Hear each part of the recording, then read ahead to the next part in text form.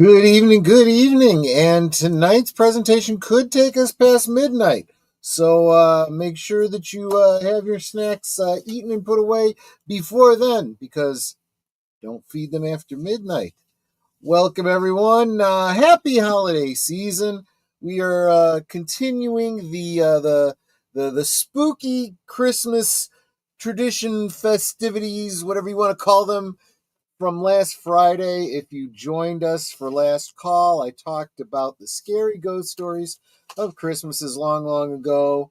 And while these are not Christmas stories per se, they are scary Christmas stories, mildly scary anyway, not anything too intense, nothing, that would push it into the R rating category. But let's face it, Krampus absolutely is a long-lived or unlived, however you look at it, Christmas time tradition, at least in Eastern Europe. So we will definitely enjoy that later tonight. But first, we're going to be watching the Gremlins. We'll talk a little bit about the lore there and the background. Of course, I'm sure you've probably all seen it before. Although I would love to know if anyone has never seen either of these movies before. Let me know in the chat. Before we get too much farther, of course, I want to say hi to my lovely Santa's helper here, Nutter of Nutters Network. How you doing, my dear? And what you sipping on? I'm doing better now that Monday's over. Oh, I can hear that. And I am sipping on, only because it's a weekday, Meyer brand sparkling water berry flavor. If it wasn't a weekday, you'd be drinking a more adult beverage? I could use a more adult beverage. In fact, I might go and get a beer. I would. Do we have any beer? Yeah, I got at least 2 bottles, different flavors upstairs. Oh, okay. And I'm not sure if we have any in the... Okay. I forgot. I'm wireless. I can walk to the back. You're wireless. You can go take a look. I am going to go see what we have. And while you're doing a beer run, I'm going to start saying hi to the chat, starting with the first one who was here at 6:51 p.m., Lady Mist. Thank you for the flowers. You're always so encouraging. And, of course, the bird woman of YouTube, Connie Cleary, saying hail, hail, welcome, welcome. Gerda Selby saying good evening. Last call with Troy Pacelli. He's a good-looking guy. Let's see, JPRPH1, welcome, my friend.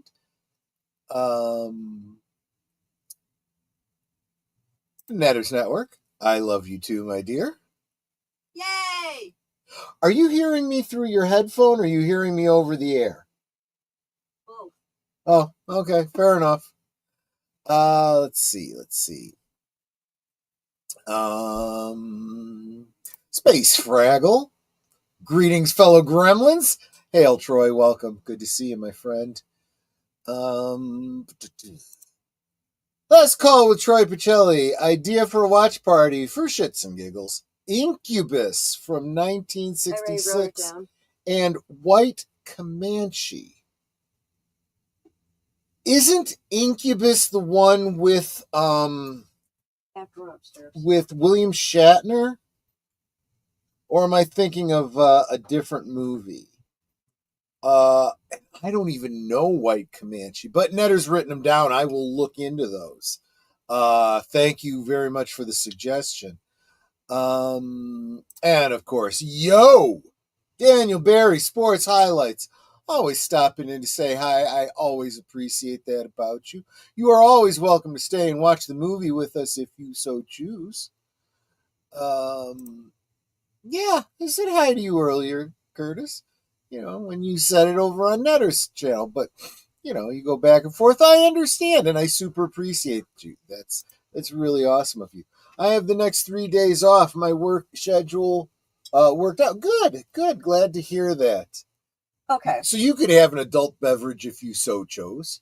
I got 2 Sapporos in the back. Oh, okay. Or, in light of what we're doing tonight, I could have a Christmas ale. If you share. I will share. Okay. We're having a Christmas ale tonight. It literally says, oh, you're not on camera. I was going to say, you yeah. can show it. It literally is a label that says Christmas ale. It's from Breckenridge Brewery, and it's been sitting in our refrigerator for about a year. There you go. There you go. And thank you so much, Space Fraggle. I see Gremlins, one of my favorite holiday films. Oh, I've seen Gremlins, one of my favorite holiday films. Thank you for the $5 super chat. That's super encouraging to me, especially at this holiday season. Let me tell you. And I'll tell you, you can have this one because I don't like it. Really? I'm going to get my Sapporo. Go get your Sapporo. Let me try. Well, in fairness, this is an ale. You're not a big ale drinker. I like light ales. I just don't like the notes in it. There's some flavor in there I don't like. Wow, this is kind of a rounded kind of malty flavor. There's a sweetness to it that I kind of like. I don't drink ales that often, but I can see where it's got a little bit of a Christmassiness to it. It almost has a bit of a, oh, just made me burp a little bit. It was kind of coming back like green olives, which is festive and Christmassy for me, but not what you expect from an ale. I'm putting my beers in here. So I have Sapporo, and Troy is drinking the Christmas ale because I don't like it. And if I'm not mistaken, that's also the one where the whole movie's in Esperanto. I would definitely have to have subtitles for that. What's Esperanto? Oh yeah, he did confirm that. Yeah, good point. Oh, they both have William Shatner. Okay. I see now what the connection is. That makes sense. I'll take a look at it. And Pops, we do Talk Hard Gremlins next week, an annual watch for me. I actually enjoy Krampus. Probably watch every other year. Yeah, I had intended to make Krampus an annual thing, but there are so many great Christmas movies that I don't get to every one of them every year. Although I'm going to get to a lot of them this Christmas. We can always make it a regular on my channel. Yeah, but we don't want to necessarily do, I don't know. But we can. We'll keep the option open, absolutely. Thank you so much. Oh, yeah, 6 months a member, Pops. Woo! Thank you so much. He says, love you both. Stay strong and talk hard. We always do. Sometimes maybe a little too hard for YouTube, but, that's kind of the way it goes. Oh, the generosity here. Getting a front row seat from Space Fraggle. Thank you so much, my friend. Thank you, sweetie. Please don't overextend yourself. Your generosity is absolutely incredible. So yeah, let's go ahead and kick this off because there's nothing that says we can't, continue the conversation through the movie. That's kind of the whole point, right? So unless you are using your own DVD copy, or I guess this goes back far enough, you could even have a VHS copy of this. But if you're trying to watch along with us using a VHS copy, that would be well, I'd be interested to hear if you're trying to do that. That might be interesting. But while I think this is one of those movies you probably want to have on your physical media shelf, just to keep us together. Of course, the Cosme link is pinned to the top. Feel free to go ahead and open up another tab with that one, and we will get going in 5, 4, 3, 2, 1, play. Oh.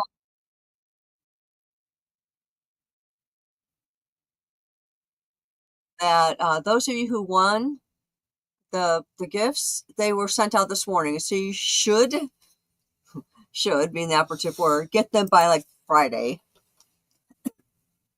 Well, Pops is listening right now while he is reading some comics. Pops, do you have you read Krampus, Shadow of St. Nicholas, which is a prequel to the Krampus movie we're going to be watching tonight?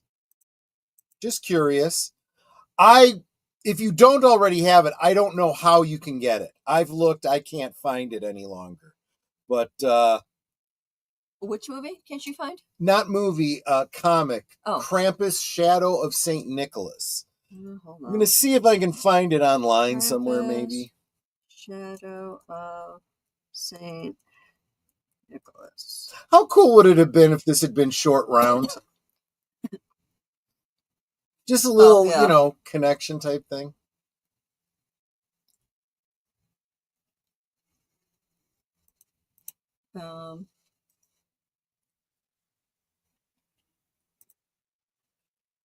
And Gizmo. Yes, welcome to the Skeptic Tank. Is it considered to be a horror paperback? Oh, Pops, you sold it. It's probably gone significantly up in value because it's out of print and I can't find it. Or maybe I'm the only one that wants it. No one else cares about it, maybe.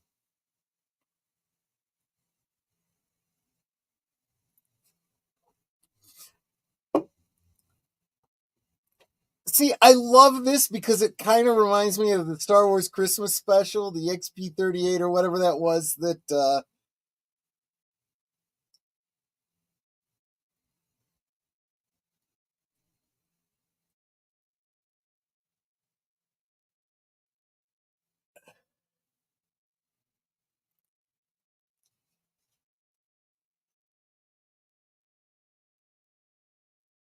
Hey, now he's making me want some pipe.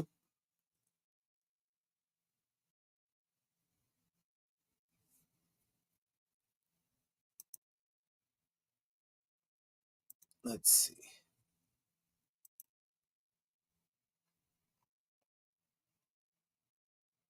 Is that? No.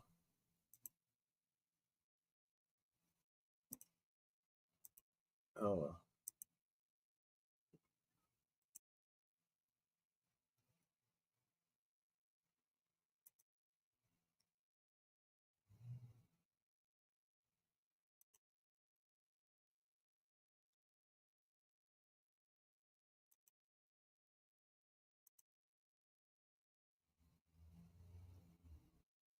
I see spiders. This is not arachnophobia.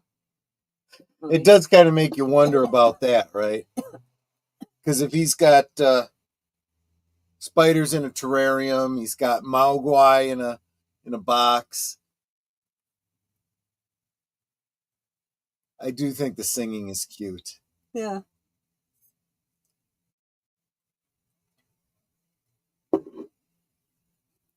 He's happy.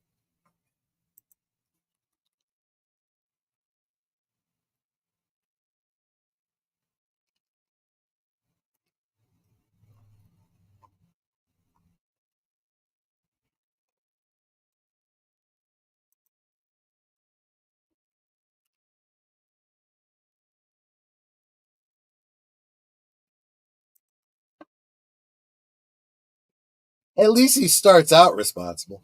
Oh, I just realized. Oh, wait, this is not the same movie. Hold on a second. Gremlins. Okay, then don't sell them. Just give them to me. Looks like this is streaming on Max for those of you that subscribe there. Sorry, what'd you say, honey? That this is streaming on Max for the people that subscribe. Oh.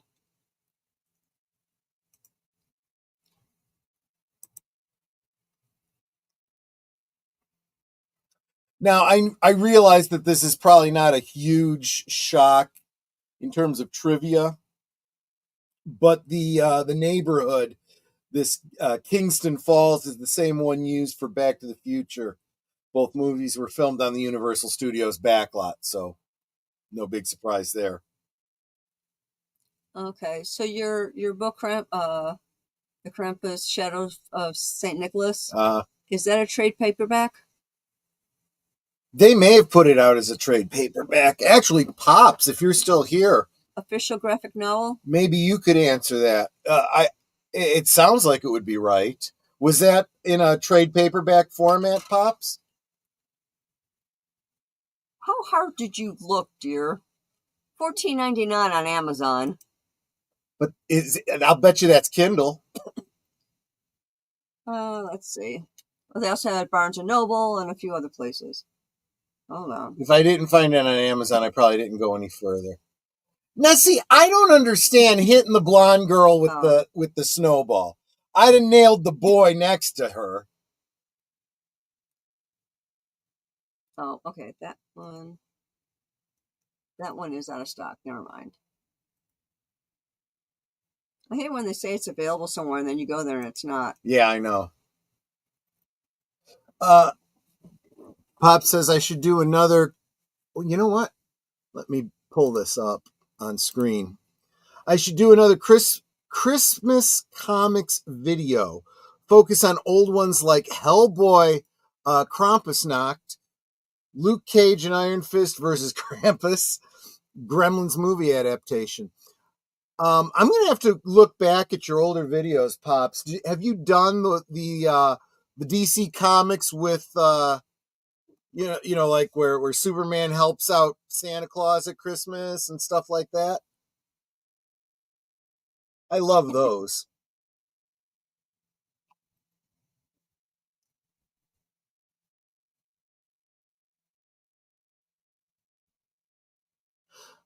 I like when they have the exegesis music and then they go to, it playing on the car radio or in the house or whatever. That's kind of neat.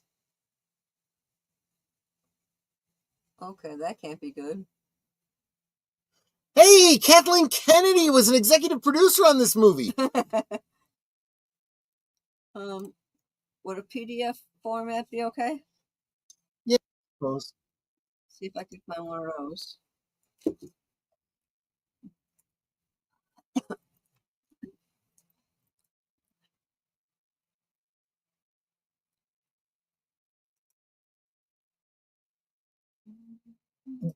What's going on, Curtis? Wait.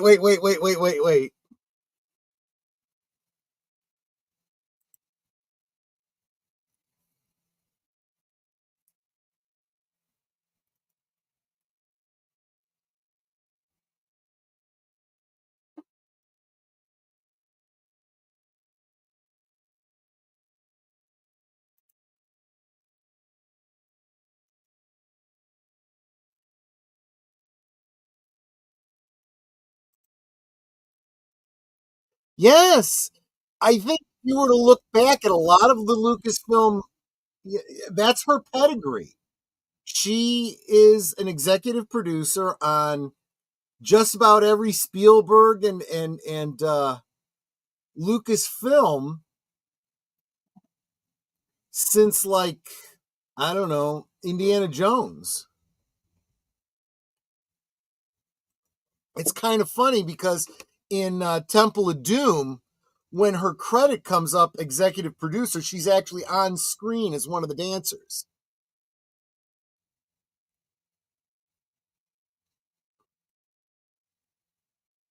And I know this is very catty of me to say, but yes, she was the least attractive of the dancers.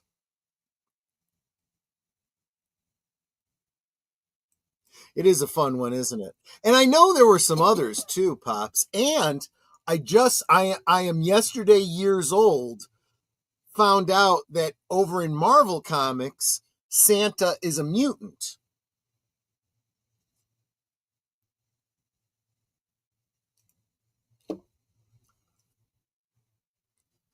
Why is it every time I watch Gremlins, I feel like watching Fast Times at Ridgemont High again?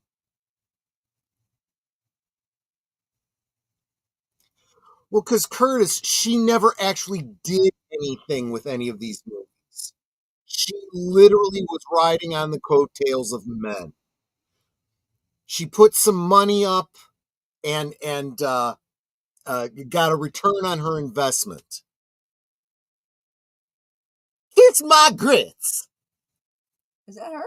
Yeah.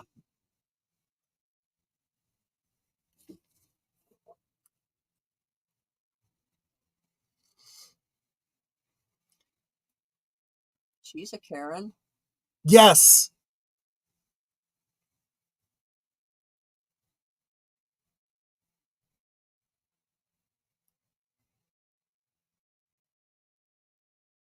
I'm guessing Burger King had some product placement.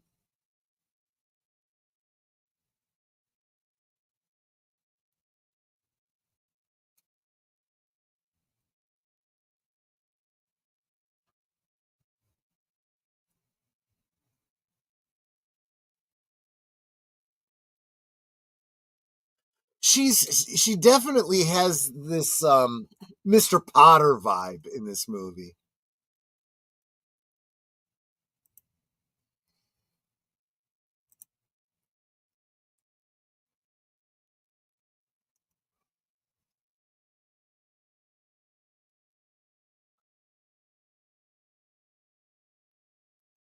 In Cantonese, Maogwai means devil, demon, or gremlin.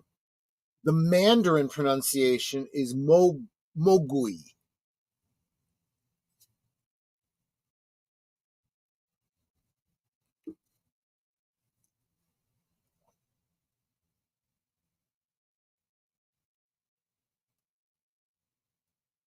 So I was like, what? Now we're getting some Elmira Gulch action here.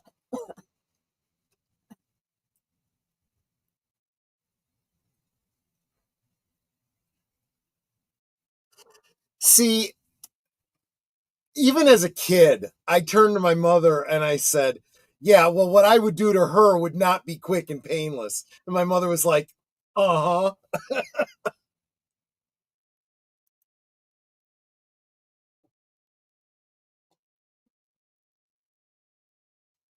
And he's about to get fired. I mean, what just happened? I know. That's a little bit of foreshadowing. She does technically end up dying from a heart attack.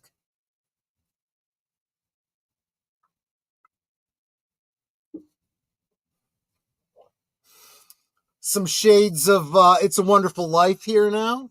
Well, I guess I already kind of alluded to that with the Potter reference.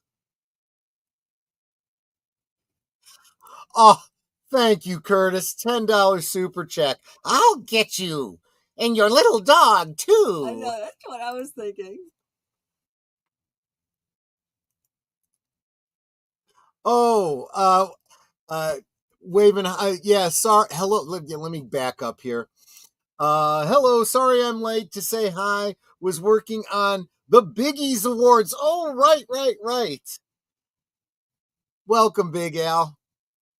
Hey, And Miguel. I saw there Gorilla Censored Thoughts.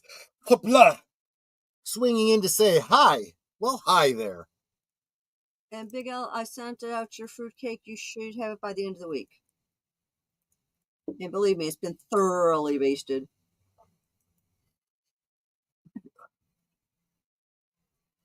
Yeah, I was never a big X-Men fan myself, Pops, so I didn't know about that until I saw a YouTube video talking about it.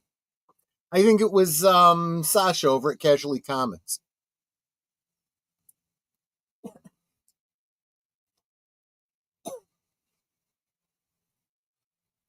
Okay, with all the times that I've seen this, I did not realize that Phoebe Cates and Judge Reinhold were both in this movie.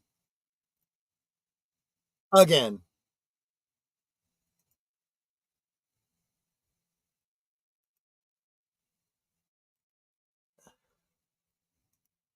cable was a selling feature back then, I guess.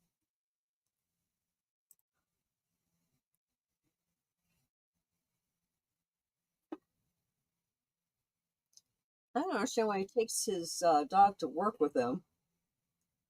Keep him out of trouble. Sid is basically a wizard at DC. Yeah, I suppose. The bells of St. Another Naomi. direct reference to It's a Wonderful Life, which we will definitely be watching this season, if not for Christmas, then around New Year.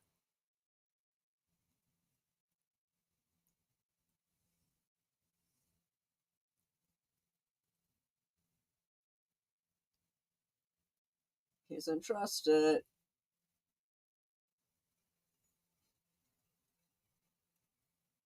Yeah. Oh, jeez.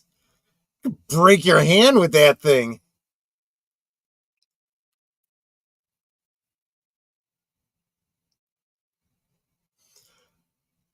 Hey, 1995 at Walgreens.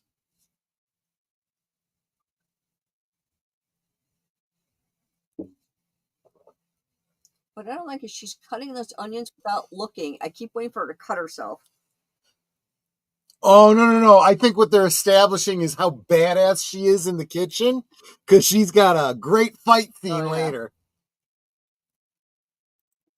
La la la la la la la la la.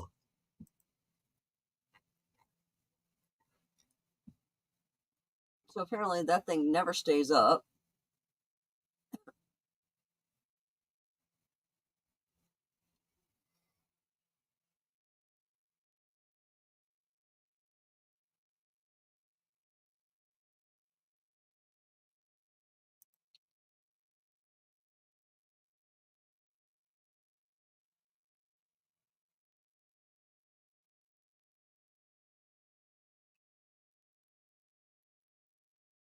Don't shake it.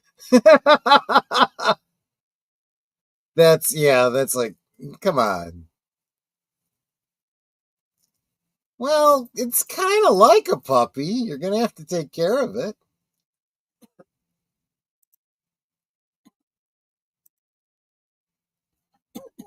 Doesn't glow in the dark.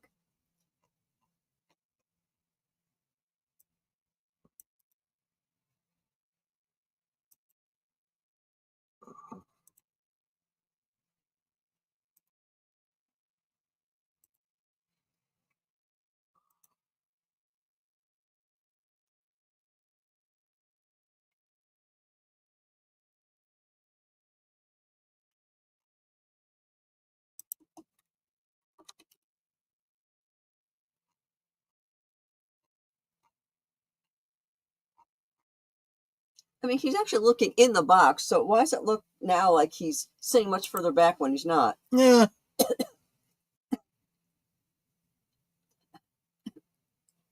It is pretty cool, though.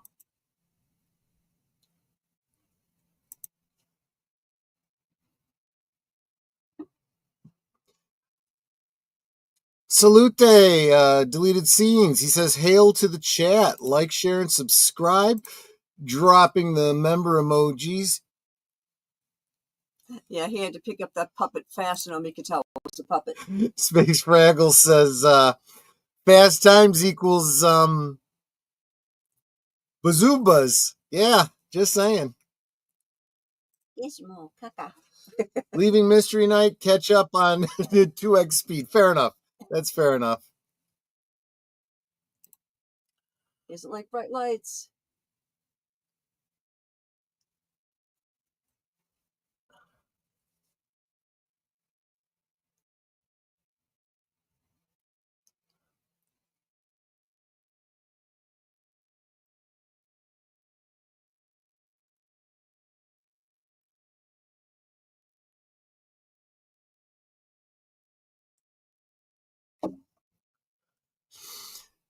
Now, if you guys want, we can have the conversation.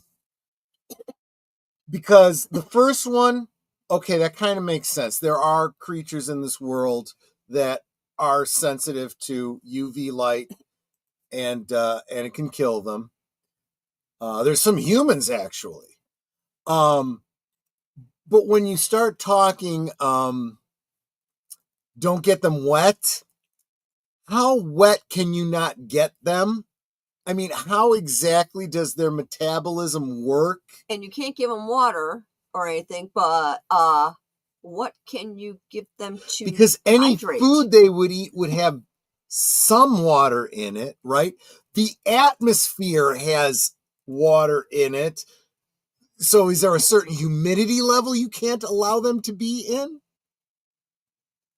And then don't even get me started on the, in quotes, feeding them after midnight. What if you have them on a plane and you cross the time zones, or Well, how does daylight savings time work and stuff like that? Yeah, humidity.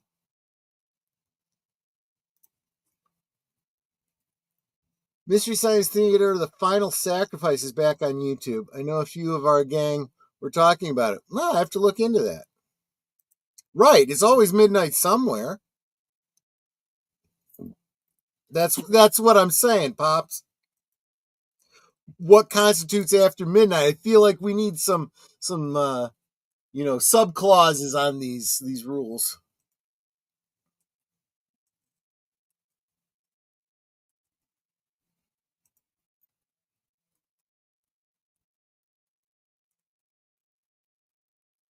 I got to admit, the puppet work on Gizmo is so cute. It is so adorable.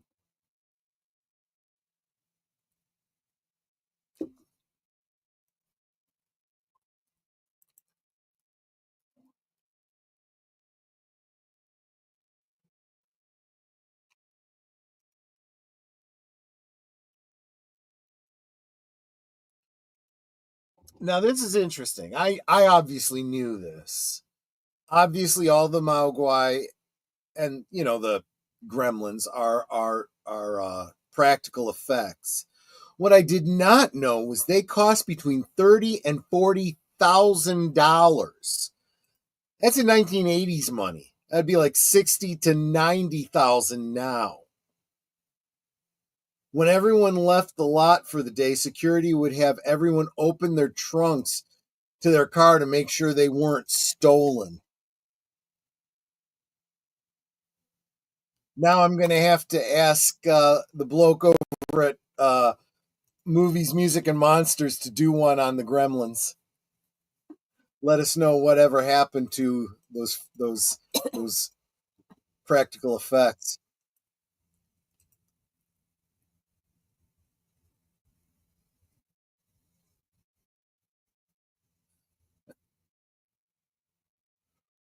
One of the studio notes to director Joe Dante and executive producer Steven Spielberg on seeing the first cut was that there were too many gremlins.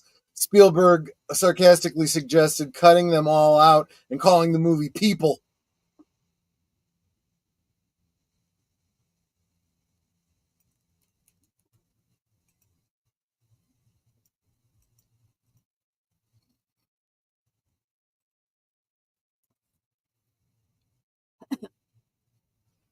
Little to no actual dialogue for the Gremlins and Mogwai existed in the script, in addition to several instances of on-set rewrites, uh, changing or adding to much of the script. The voiceovers were mostly ad-libbed, repeating snippets of just performed dialogue or in reaction to other sound effects or environment. To this end, Howie Mandel recorded Gizmo's lines phonetically for foreign dubs of the movie, where localized dialogue and in jokes help make the movie successful with audiences worldwide.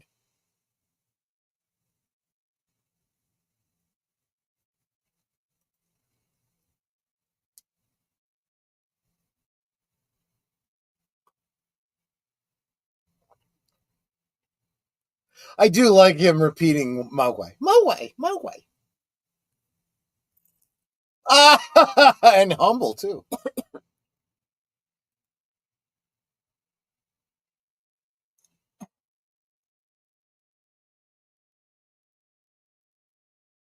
Blink, blink.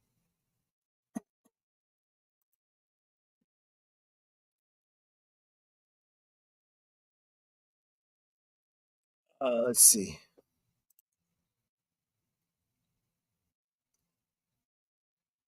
I was inspired by your Christmas idea. I might try to air public domain Christmas content.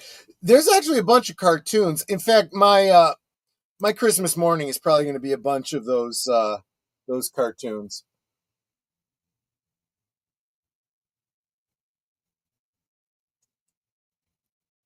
Remember, you're not supposed to get them wet.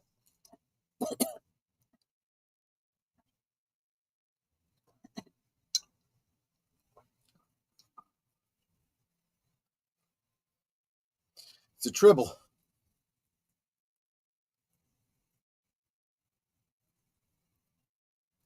Okay, your pet is in pain. Shouldn't you be like drying it off or something?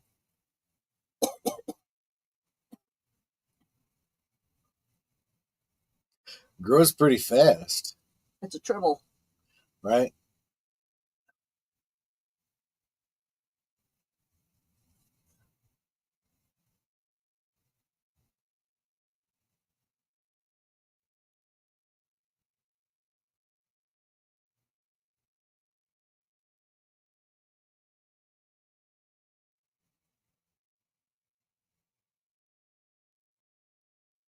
Like inflatables. Yeah, they start out looking a little like Furby.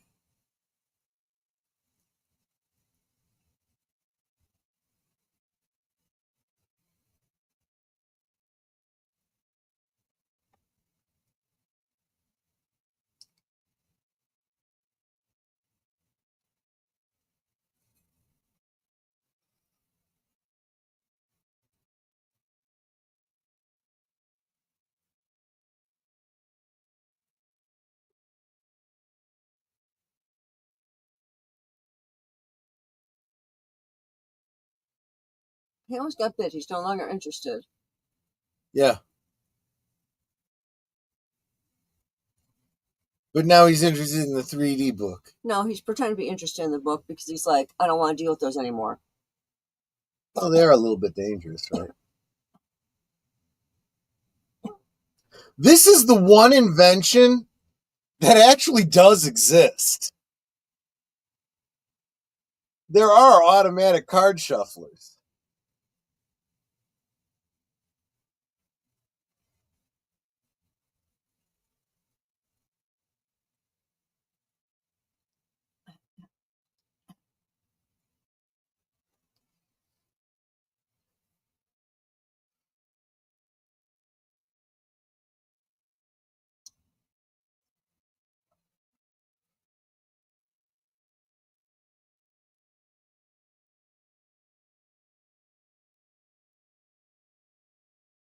A cheap disposable razor. Yeah, I know. Well, keep in mind the prop department probably wanted to keep costs down as much as possible.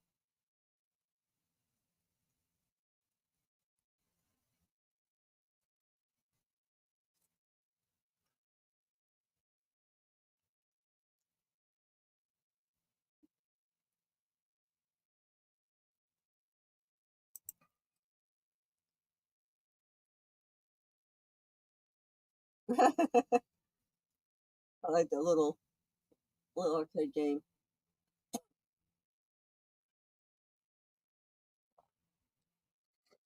Apparently, the Gizmo puppets were particularly frustrating because they were smaller and thus broke down more. Consequently, to satisfy the crew, a scene was included in which the Gremlins hang Gizmo on the wall and throw darts at him. This was included on the list that the crew created, uh, known to them as the horrible things to do to Gizmo list. Oh, he's playing the miniature Donkey Kong.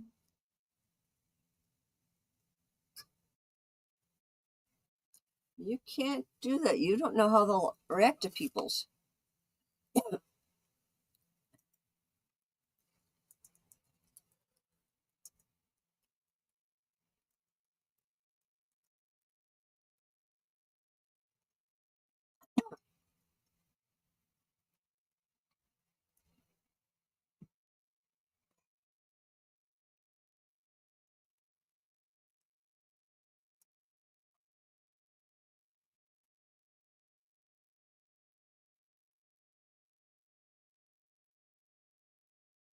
So I know I mentioned this during our Indiana Jones talk and probably a few other streams, but this movie and Indiana Jones and the Temple of Doom are credited with inspiring the MPAA to create the PG-13 rating.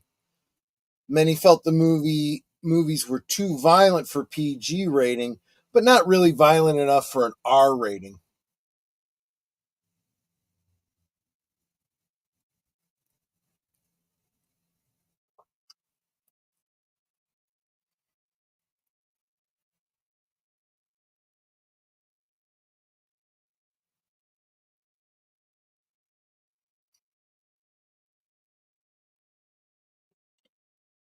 So apparently, Chris Columbus, in his original treatment, he had wanted to have the gremlins kill off the dog and cut off the mom's head and throw it down the stairs. And Spielberg was like, "Nah, I want this to be a little bit more family friendly." Now that thick coffee, I see as a bonus. That's not a flaw. That's a feature. If I recall, Greek coffee is like that, very thick. You could stand a spoon in it. Well, so is espresso.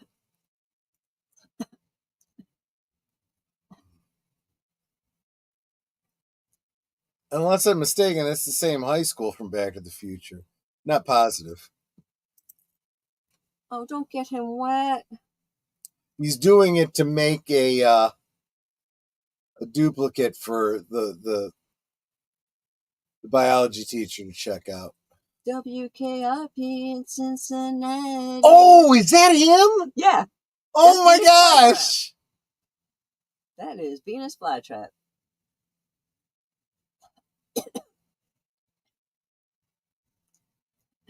Do do do do.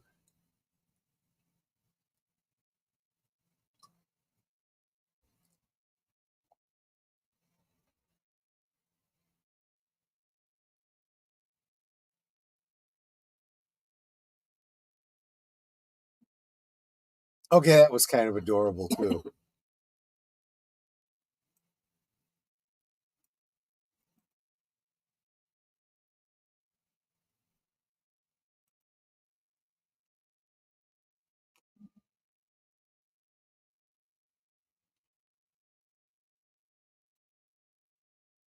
Welcome, Darth Plato. Good to see you.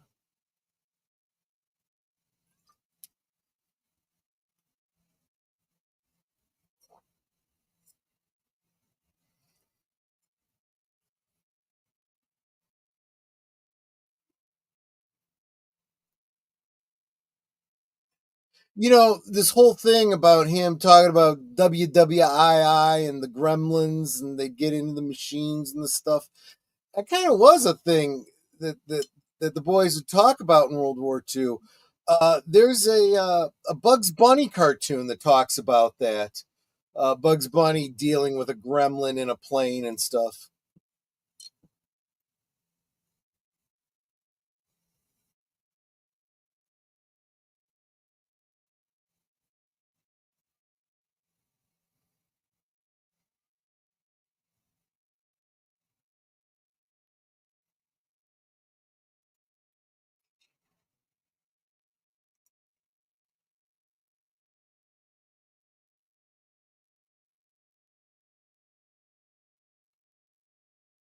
Okay, yeah. Every place that I am looking, it like indicates they have it. Then when I go to the site, it's out of stock.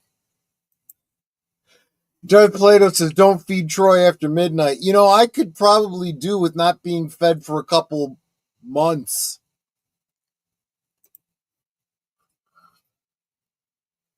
The only thing I've had today was 2 pieces of cinnamon toast this morning. How'd it turn out? Good. I keep it on number one. Yep. I think it could be a little bit more, but 2 is too dark. Yep.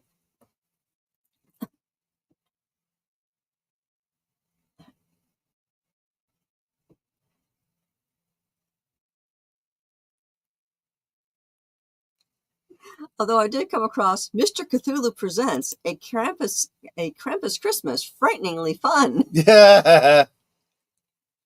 Is Grogu a ripoff of Gizmo? I don't know about that, but I have seen a meme of the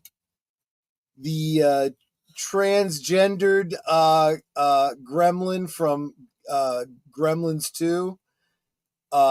And it's followed by Yoda saying, "Young I was, needed the money I did."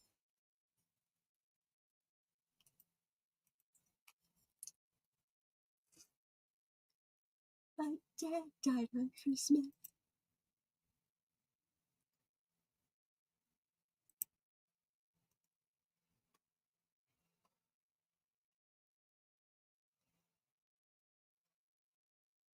It's Krampus Shadow of St. Nicholas, right? Yeah. Okay. Just want to make sure I'm still searching for the right thing. Yeah, you got to be careful because there's a lot of Krampus movies out there that have nothing to do with the movie we're going to be watching tonight. Some really, really bad ones.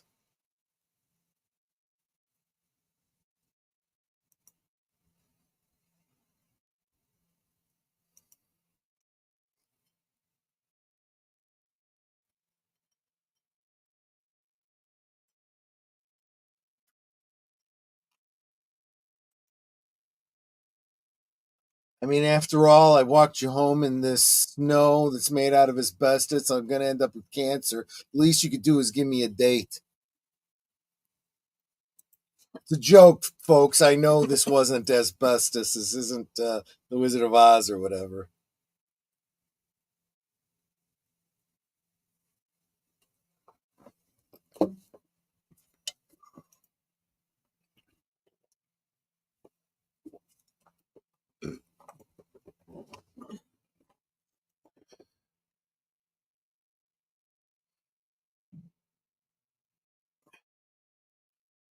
I got to say, though, knowing what happens to this guy later on, he's kind of got it coming at this, the needle and everything. He deserves it. Oh, he's not going to hurt. He's fucking lying to him, too.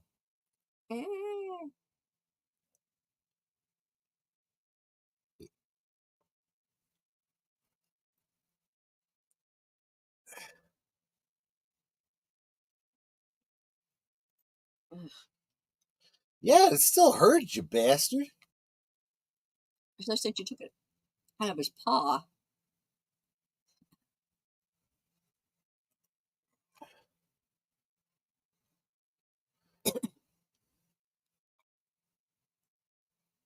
Fun, neat. He is adorable.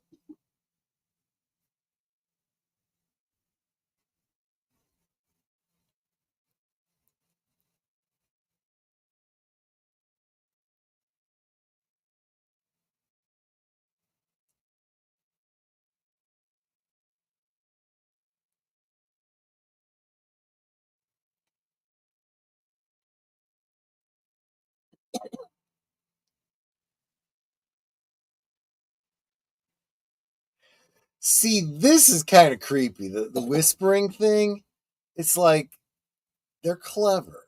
They're smart. They're not just, spoiled little pets. They're devious. Are they hungry? Probably not. They just know that it's gonna transform them. Ew. Yeah, I'm not watching them eat. I don't like watching anything eat.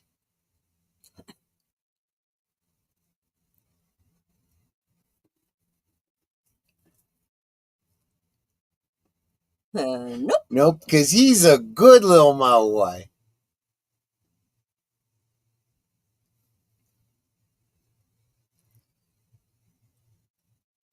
Yum yum. Did he tell him 3 rules of Gremlins? He may have done, but it's whatever. It's 2:20 there. Night hell, it's morning.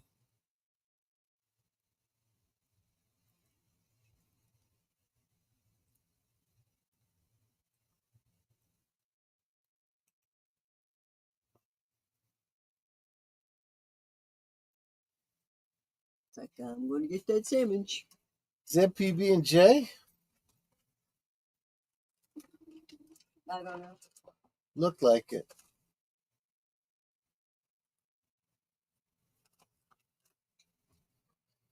Uh-oh.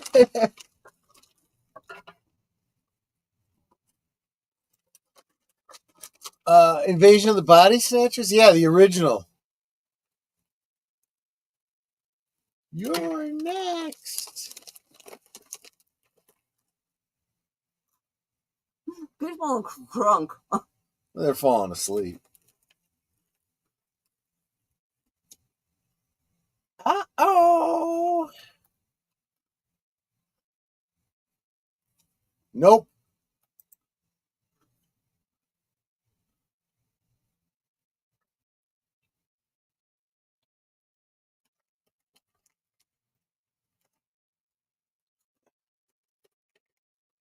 I'm expecting face huggers to pop out of those effers.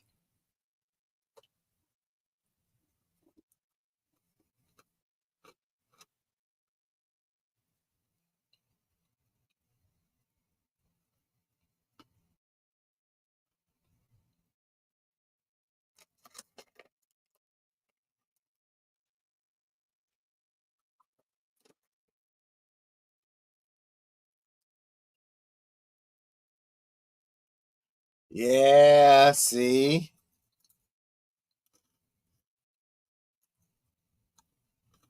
Magawai.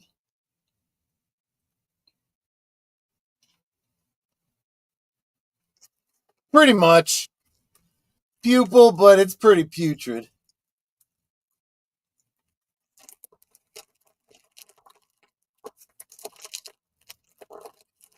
And he's not going to change for the good. Not like that. That's a different kind of change.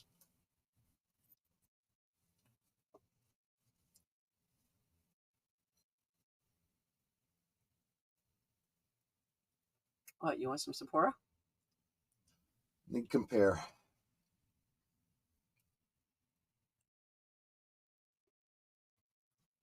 It's pretty weak by comparison.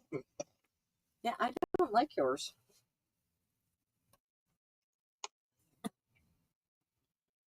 Okay, actually, this is another device that we eventually got, the cordless phone.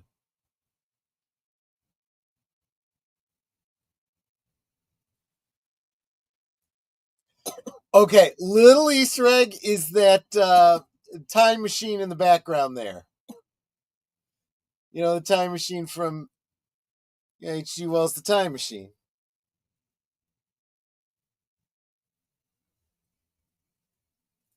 It's like, oh my goodness.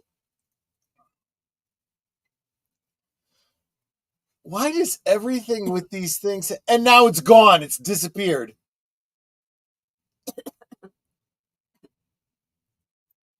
That's one of those sight gags that if you don't catch it, you miss it.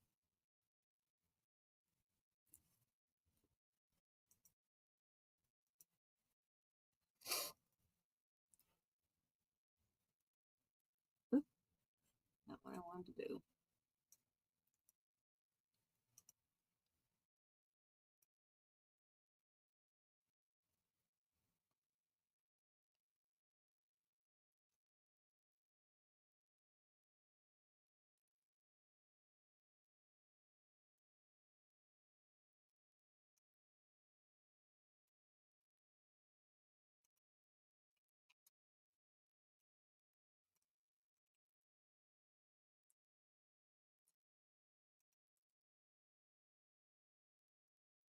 See, if he was a little bit more savvy, he'd be like, are you threatening my dog? Are you threatening my property? Are you declaring you are going to take an illegal action? Just want to be clear about this.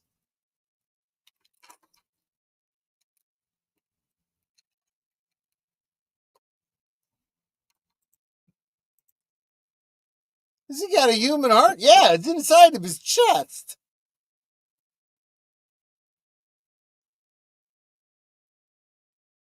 Is that ad Lepus? No, it was some educational video of some kind.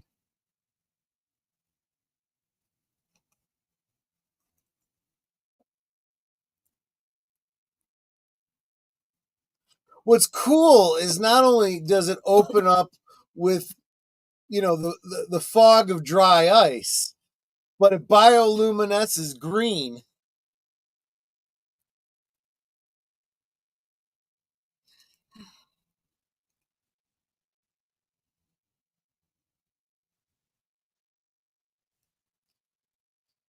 Doop doop doop doop be doop doop doop doop boop be doop.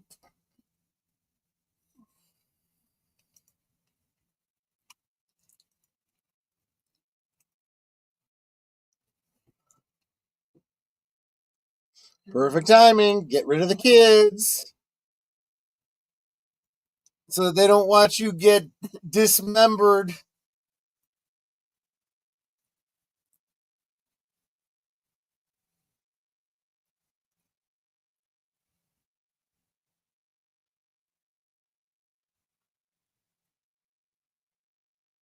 And I turn on the light. Oh, right, he can't because it's lights.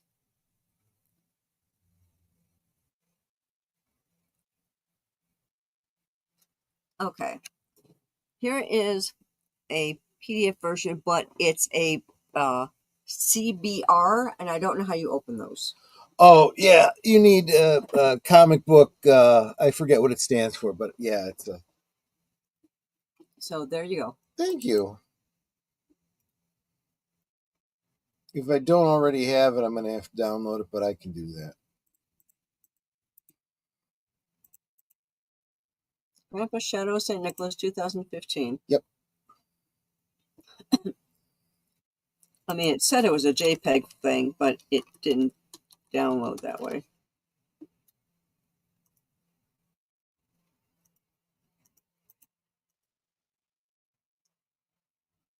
Oh, yeah, he remembers you all right.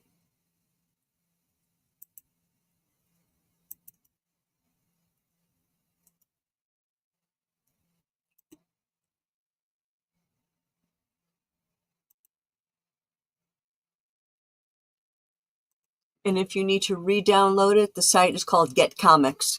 Gotcha. Thanks.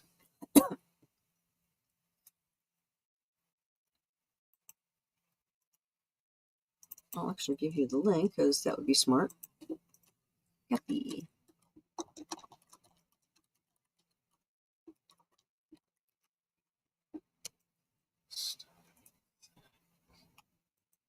Okay, I sent you the link too.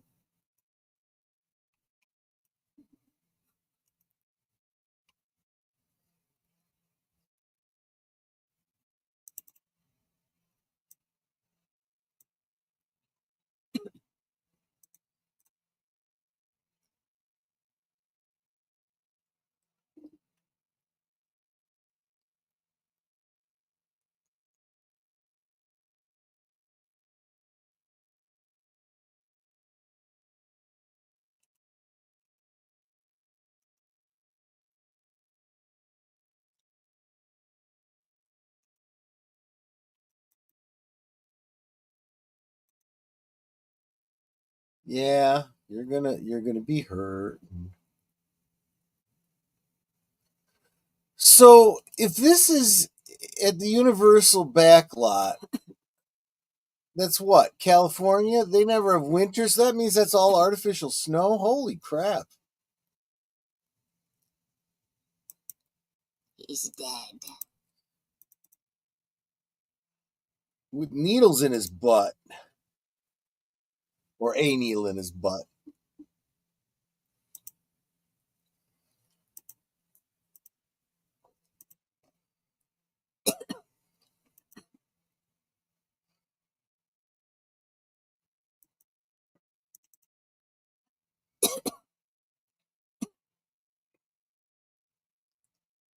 Yum yum.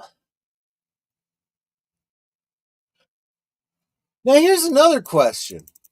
After the gremlins have turned into, gremlins, what happens if they eat after midnight? Anything?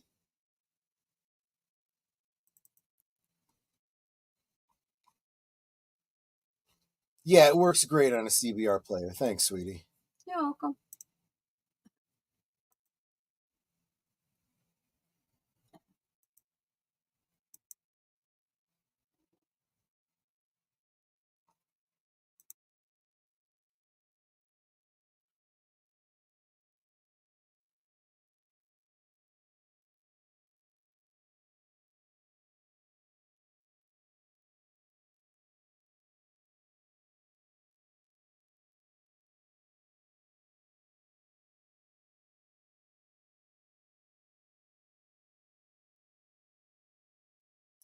You figure that thing is at least as dangerous as a raccoon.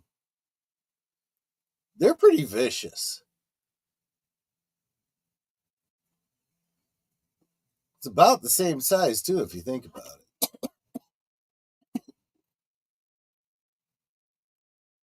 Good thing they're all bad shots.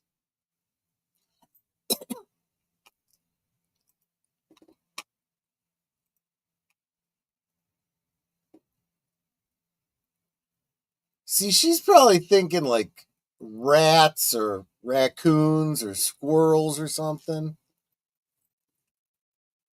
Gizmo caca.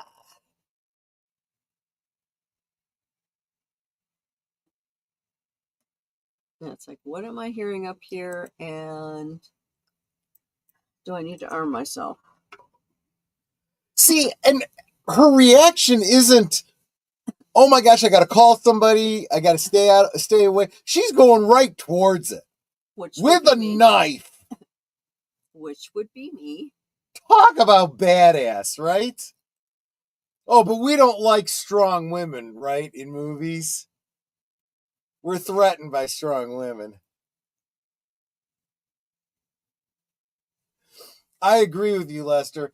This would not have been made better with CG.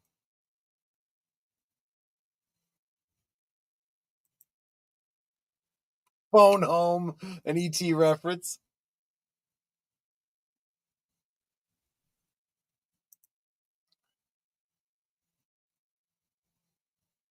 They like Christmas music.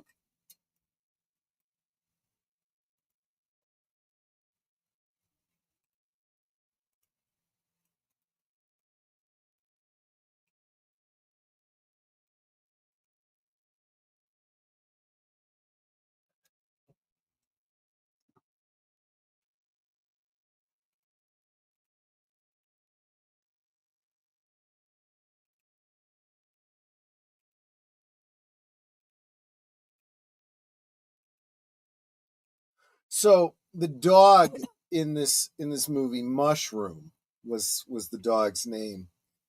He wouldn't follow Zach Galligan across the street, so they attached a pair of monofilament lines.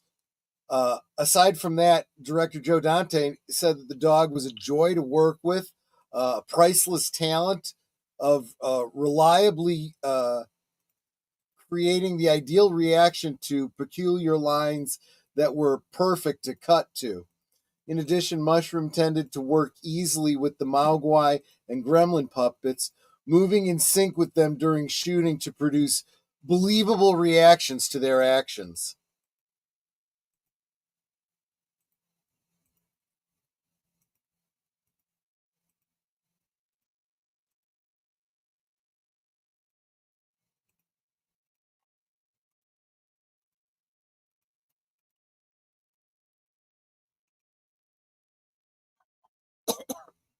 He ruined the cookies. So there was an earlier, this blows my mind. An earlier attempt to have monkeys play the Gremlins was abandoned because the test monkeys panicked when made to wear the Gremlin head.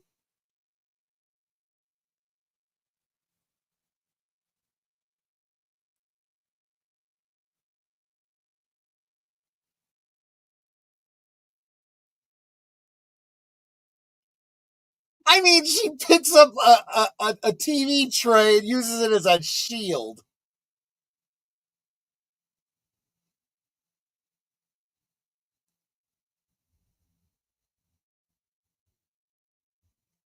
There's that moment when the Gremlin realizes, I'm effed. Oh, I'm effed.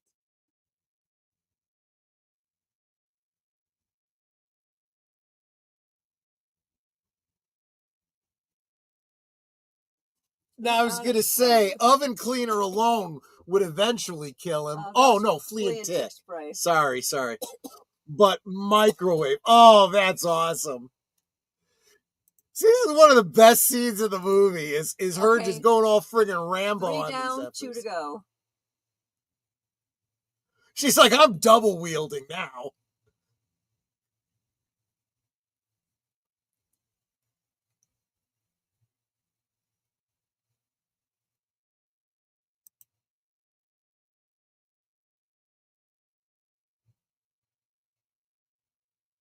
She realized she was breathing through her mouth and making noise, and now she shut her mouth.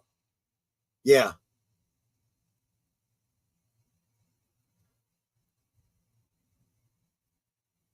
Okay. I see. Why would you hang the big stocking over the fire? Not that that matters now.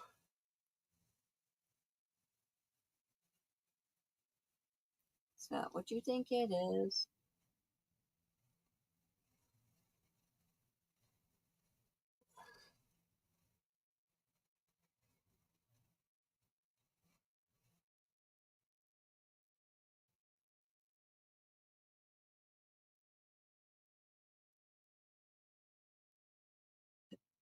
She's going to be killed by a rabid Christmas tree.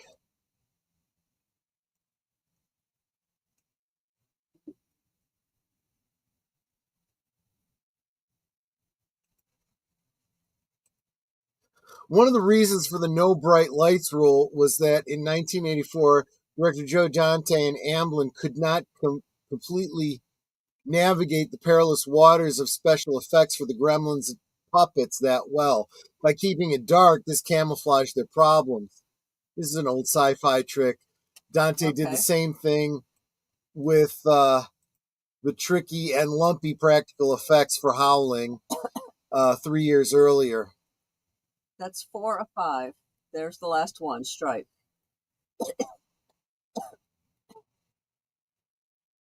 Yeah, the only one that had a name.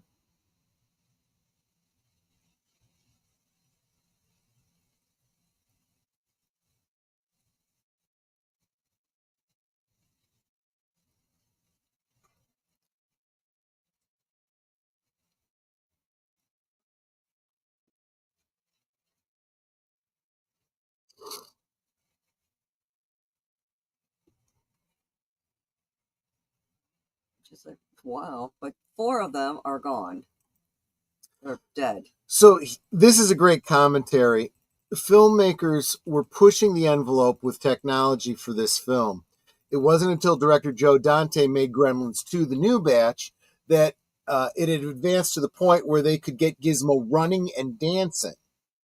The set was generally built up off the floor so the puppeteers could be underneath operating the monsters. They used marionettes in a couple of scenes, but they weren't especially convincing. Dante explained, good puppetry is an art. When it's done well, as it was in Gremlins, CGI technology can't do any better. And I have to agree, 100%. Of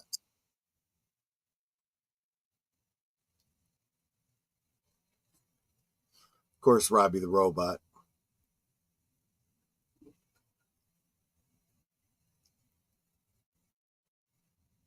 And what you gonna do once you find them? Yeah, hiccups. So I think a lot of you guys already know the trivia bit that Stripe was actually supposed to be an evolution of what's his name? Gizmo. Gizmo. They decided to separate the two characters. But when they did that, this allowed them. The studio soon realized that keeping Gizmo a hero of the story allowed him to become a popular focus of the film's merchandising, in turn, a handsome profit. It's always about the merchandising. Right.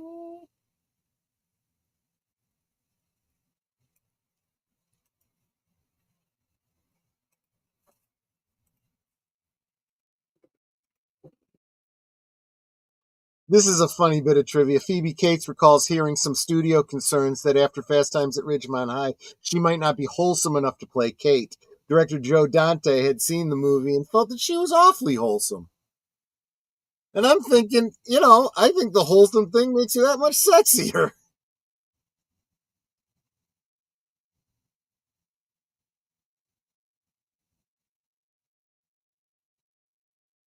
Uh-oh.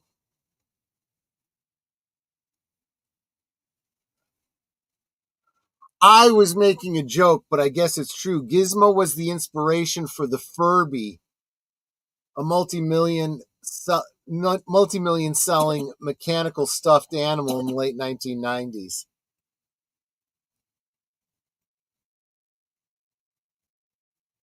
Yeah, I could either lock the door and hope that they don't get out.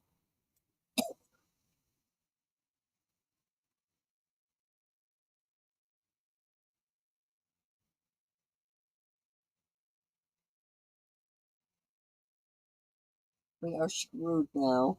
Yeah.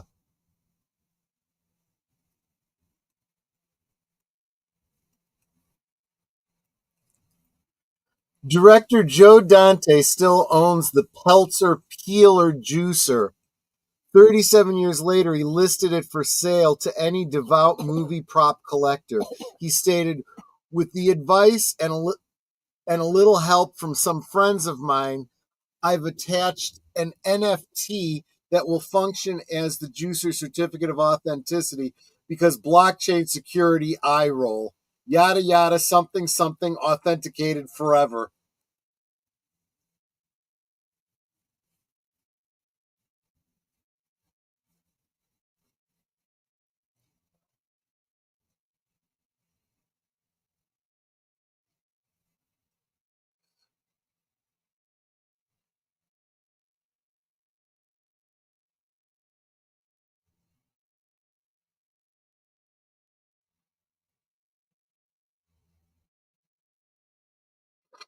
In the commentary, Joe Dante calls Mushroom the dog playing Barney an all-purpose cutaway because if Barney is in a scene and Joe doesn't know what to cut to, Mushroom had a priceless facial expression that sells it. Highlights include looking worried and offended when Mrs. Deagle is threatening to kill him, looking curious when Gizmo first appears, looking frightened when Gizmo first multiplies. He even moves in sync with the Gizmo puppet in several shots.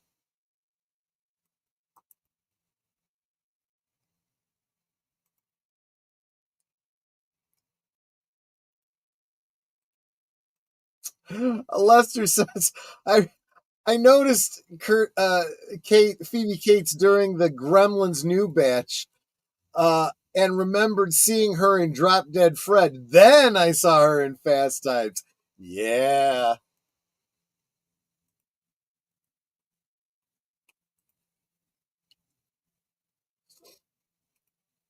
Yeah, I remember when I was a teenager and I stole my dad's Playboys. First time I saw Drew Barrymore, I nearly screamed. It was like, ah!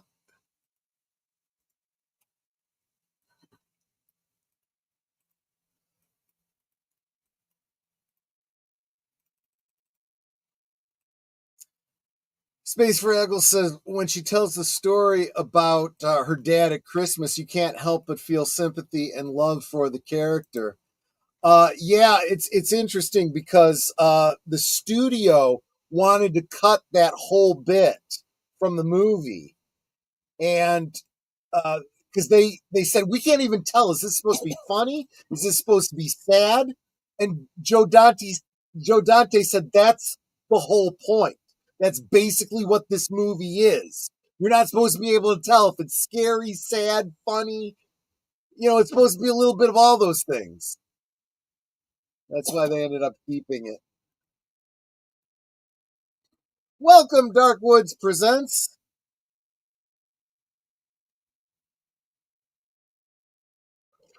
Now, what I don't know is if the story that she tells about her dad is where that trope started, or if they chose that story based on an old urban legend. But that whole story has become a big urban legend. And that's Mindy's father from Mork and Mindy, I believe. Yeah. Who I believe retired from acting not too long after this. He really wanted to focus on his music. He was really a musician.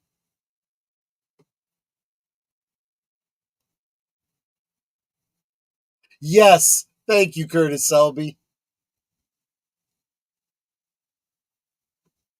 Perfect gift to share.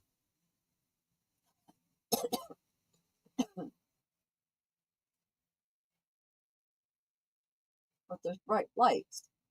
I know, technically, that is pretty clever, getting it to be green both ways.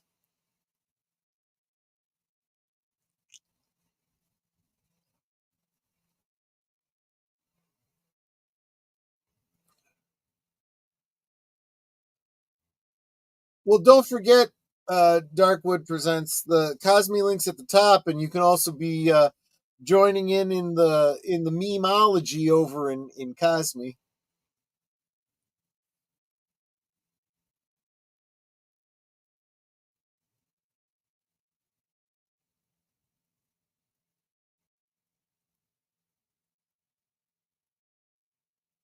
Yep. They're all over the place. Yeah.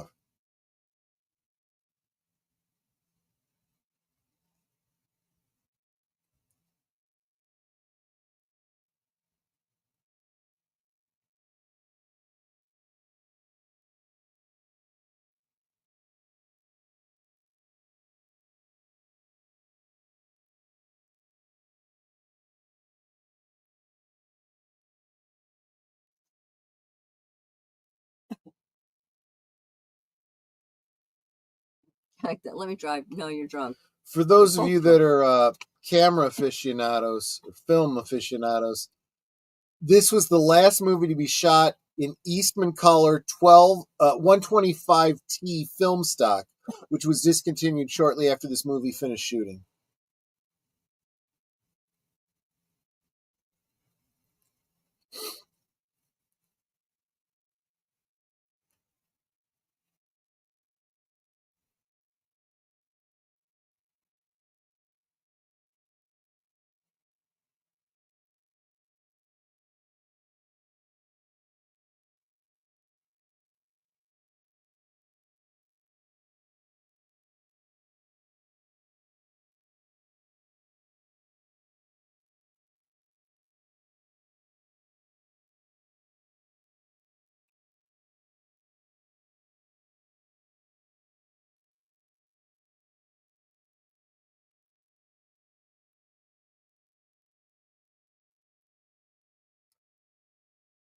So, a little bit of folklore for you. In Chinese culture, the mating season of the traditional mogwai is said to be triggered by rain.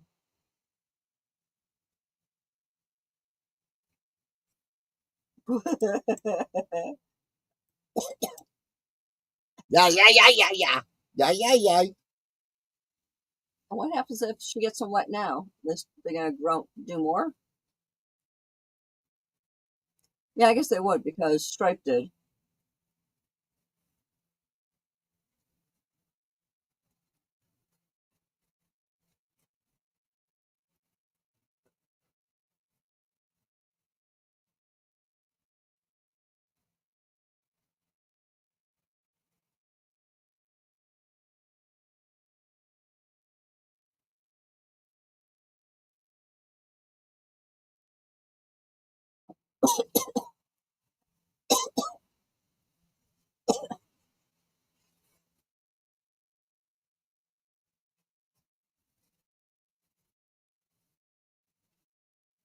I don't know. I was gonna be bothered by her again.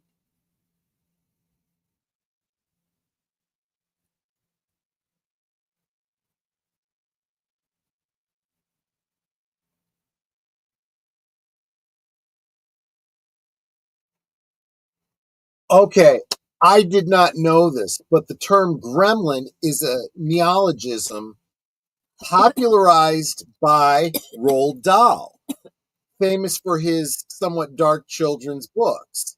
His story Gremlin Lore, about fictitious, mischievous elves that were said to cause unexplained damage on Royal Air Force planes, was commissioned by Walt Disney, but was never made.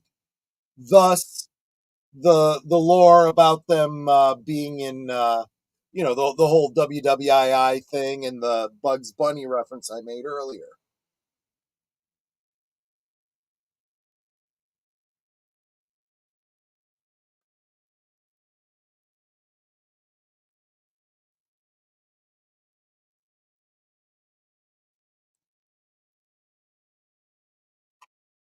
This is such an actor thing to say. Acting opposite Gizmo wasn't difficult for Zach Galligan. Galligan stated, because pretending a lifelike puppet is a live animal is no harder than pretending a woman you've just met has been your wife for 15 years. It was also beneficial having practical special effects because I was reacting to a thing that was really there in front of me, as opposed to stuff you're attempting to imagine as you would with CGI. You can even see it in the performance of the dog Barney, which must be one of the top 10 animal performances in movies. He was convinced the puppets were real. The affection he had for me was genuine too, because I'd spent days playing with him and petting him. Every time he saw me, it was I was this endless treat machine.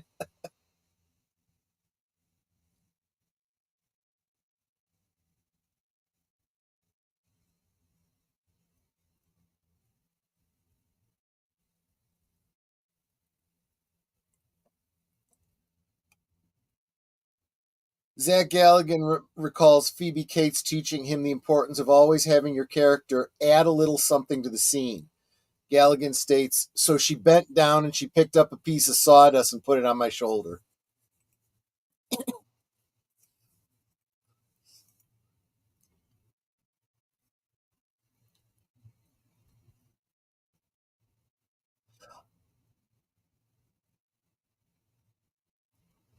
Okay. The name of the Looney Tunes episode was The Falling Hair, 1943. In addition to restoring the classic Warner Brothers logo to the opening of the movie, it was hoped to release this movie along with the classic Looney Tunes short, Falling Hair, where Bugs Bunny is harassed by an airplane gremlin during World War II. This fell through, but highlights from the short do appear as part of the behind the scenes featurette, which was also included on the special edition DVD, which is what we're actually playing this from, in fact.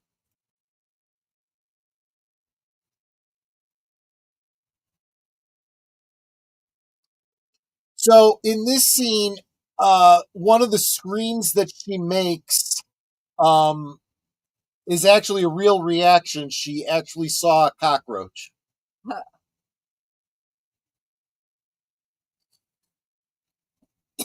Well, he enjoyed his beer.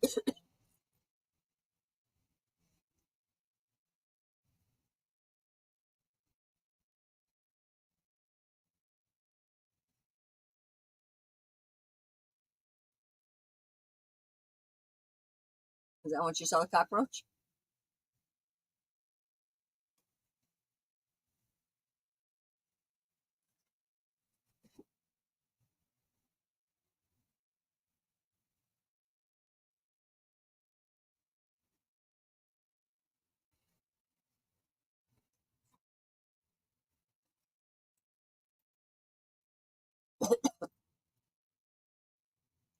I think this is another one that you guys knew too. Frances Lee McCain played Billy Peltzer's mother, Lynn. She also played Lorraine's mother, Stella, in Back to the Future. Okay, one of the gremlins had beer spilled on them, so I guess beer is okay to get wet by. I know, and beer is mostly water, so yeah, they definitely play fast and loose with these rules.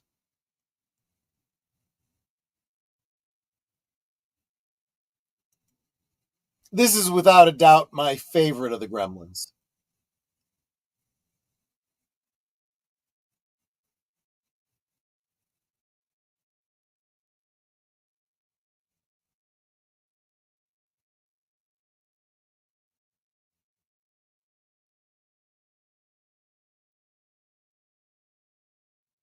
I love he kind of breaks the fourth wall. Like, do you believe this guy?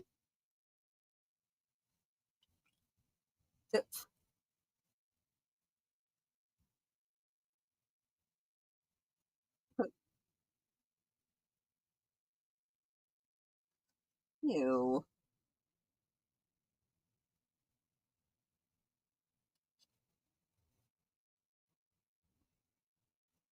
Another bit of trivia is that in this movie, the Amblin Entertainment logo made its first on-screen appearance.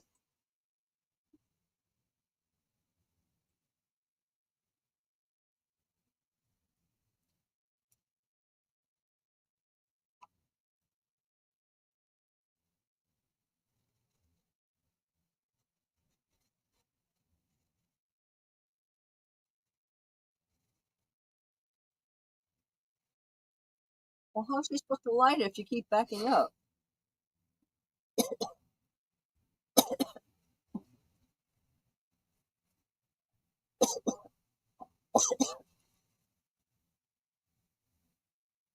So, at the beginning of the movie, the front door of Mr. Wing's mysterious store has four Mandarin symbols engraved on it. Together, they translate into English as gods and monsters.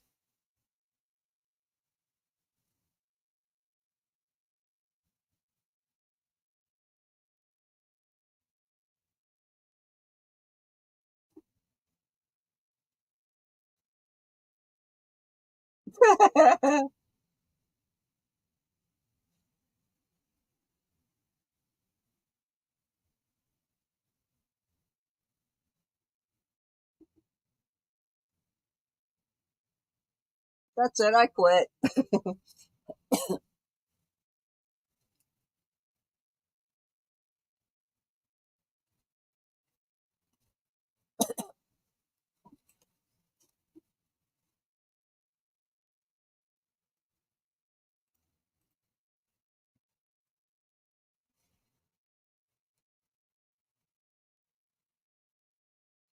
Apparently, Mushroom the dog also played Lance Hendrickson's dog in the movie Pumpkinhead.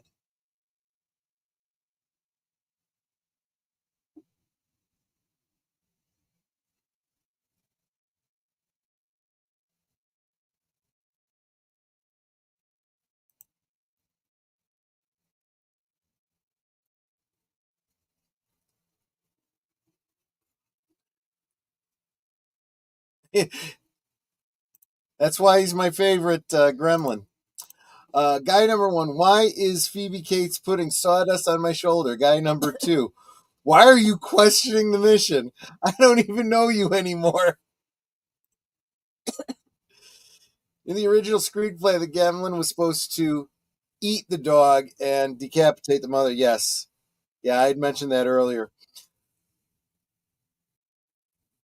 Yeah, the studio thought it'd be too traumatizing, and no, it was Spielberg that thought it would be too traumatizing. Yeah, it didn't go with the family Oh, here's the story that thing. you're not sure if you're supposed to laugh at or be sympathy Right. with.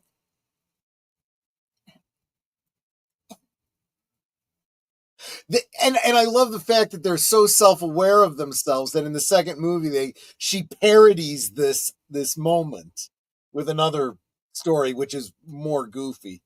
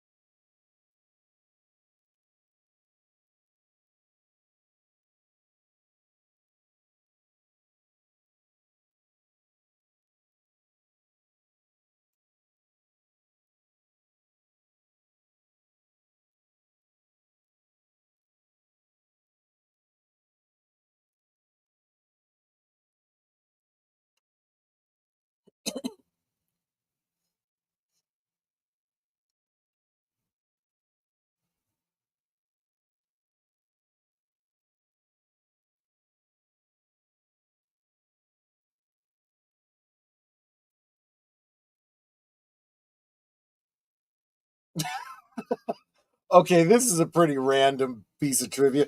Phoebe Cates' parents gave her a moped during production, but they took it back after she had numerous crashes on set. Who had numerous crushes on set? Phoebe Cates. Oh,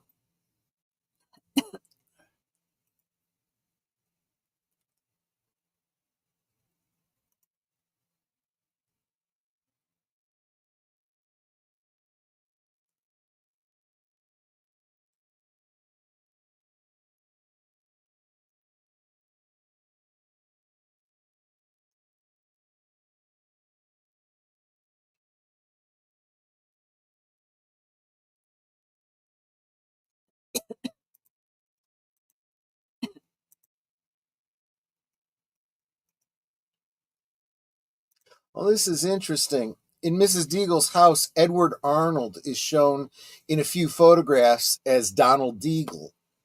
Um, Presumably, her departed husband. The permission of their use was granted by the estate.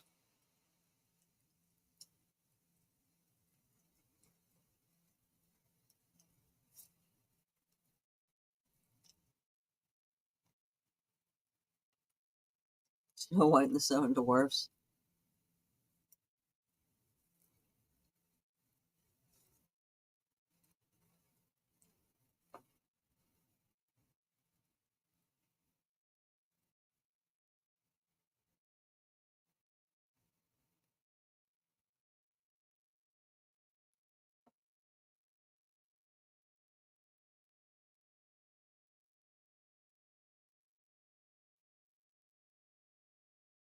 Pretty much.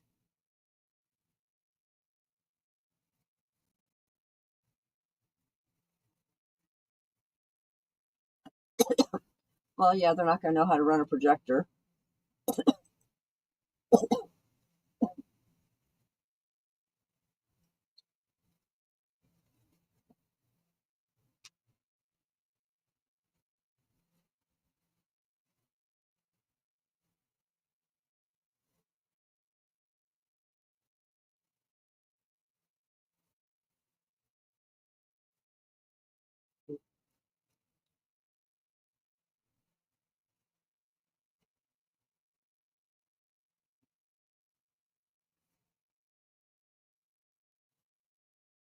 Hi ho.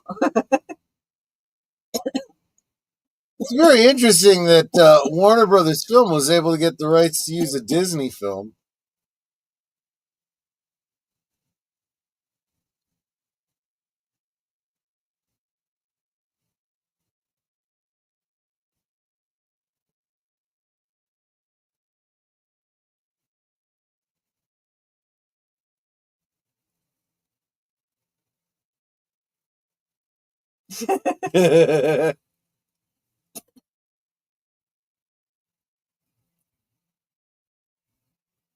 Watching a film.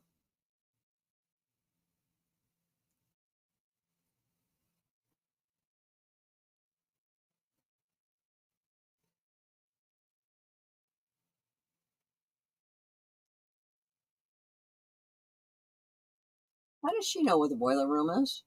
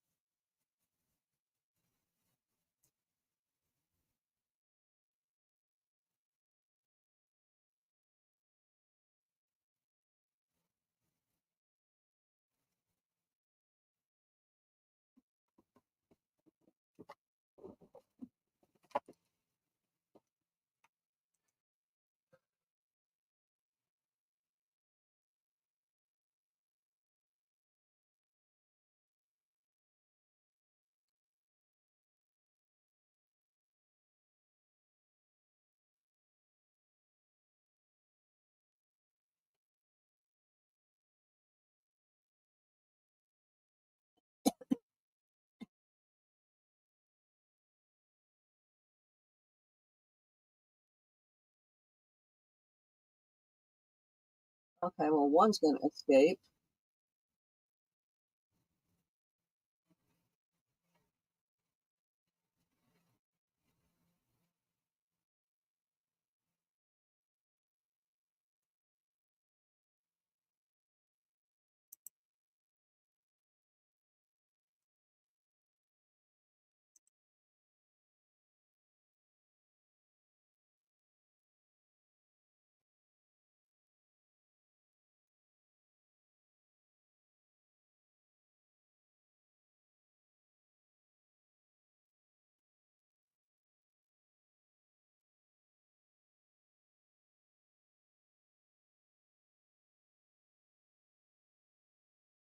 That is an awfully big theater.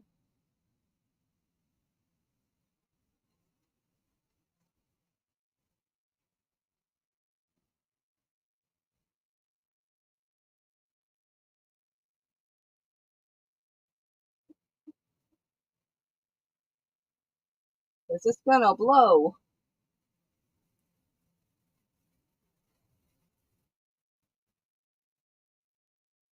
Montgomery Ward. There's a blast in the past.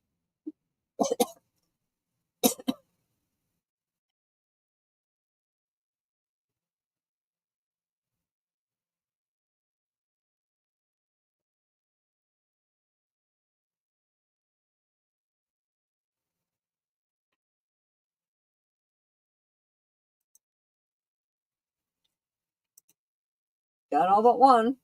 Uh,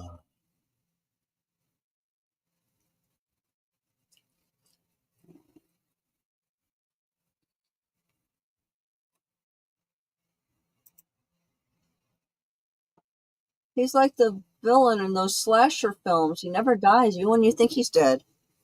well, but interestingly, the one time in the house when he's the last survivor, he takes off because he realizes if I die, that's it, right? Uh, in the movie theater, just dumb luck, basically. Yeah.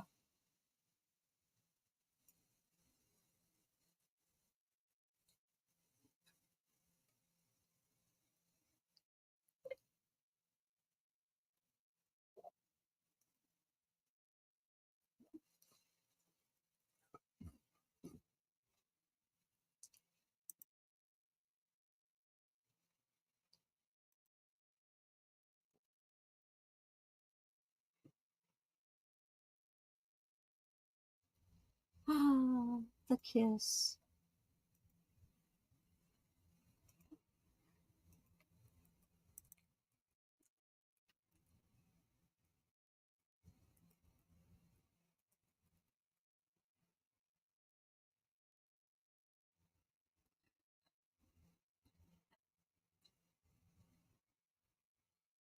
Okay, I'm not sure that whether we've passed it or not.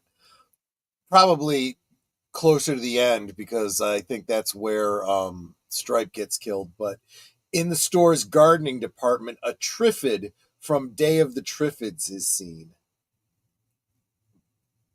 Oh.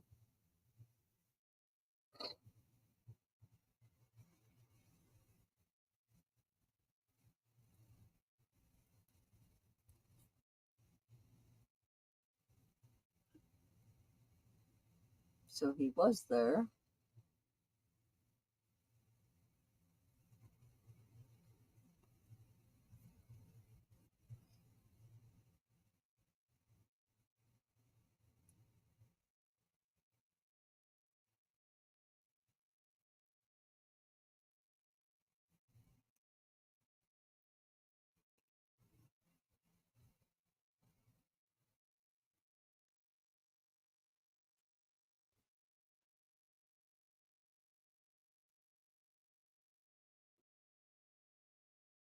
I used to have one of those little puppy dogs. And if you whack down the head, it would bark. You whack it on the head again, it would stop barking and start walking.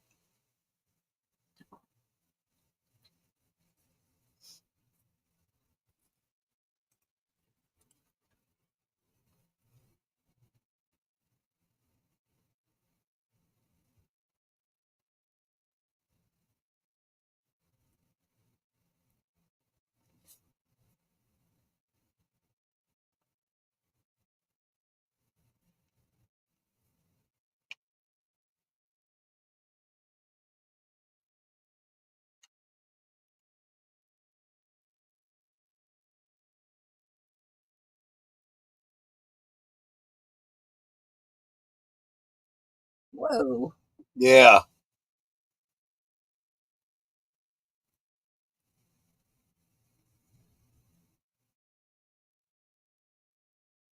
That's going to be me on my new bicycle. Yes, yes, it will.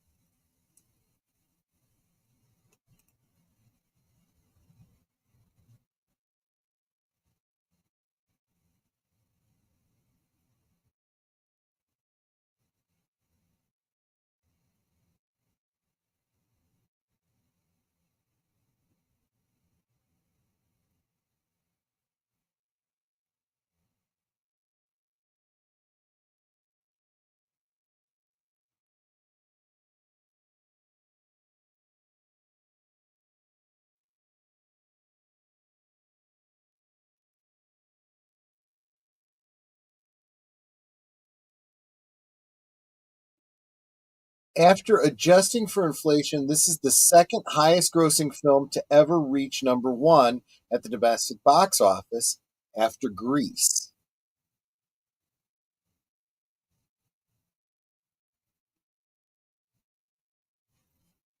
Ow.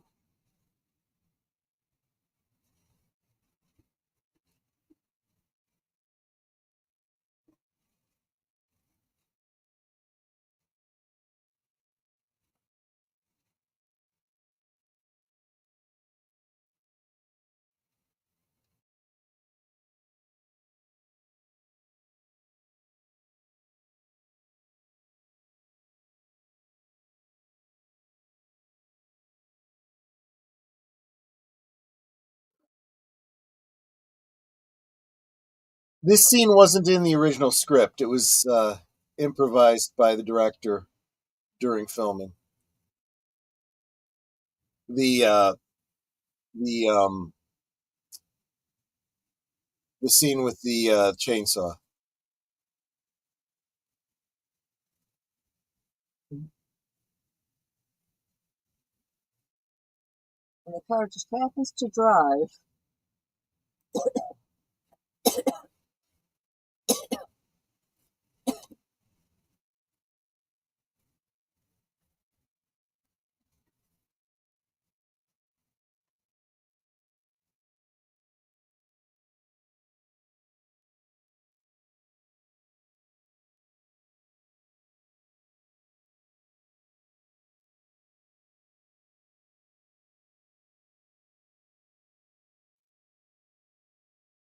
Oh.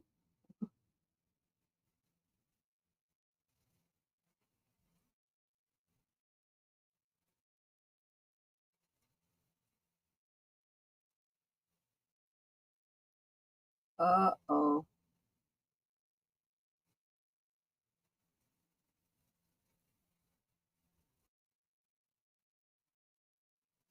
Oh, gee.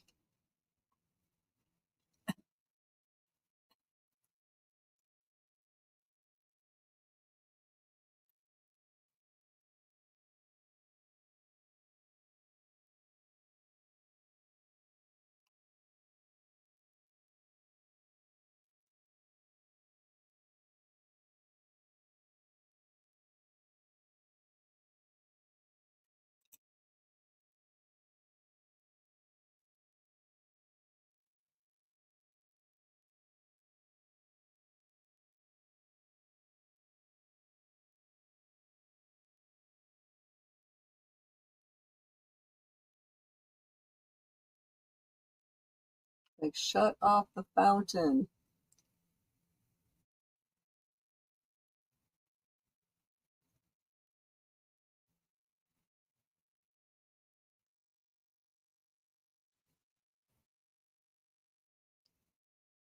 Okay. So there is a bit of a plot hole, but Joe Dante addresses it. He said that the Maugwai gremlin Earl that Billy left with Mr. Hanson later met up with Stripe's gang and joined in terrorizing the town before being blown up with the rest.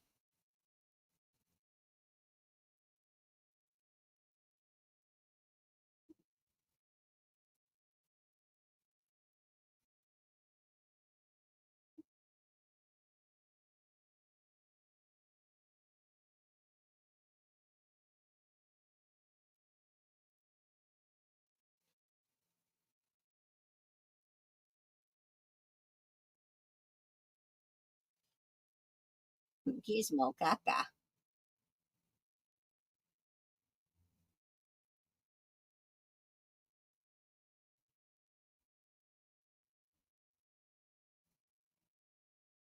Sunlight will kill him. Bright light, real bright light.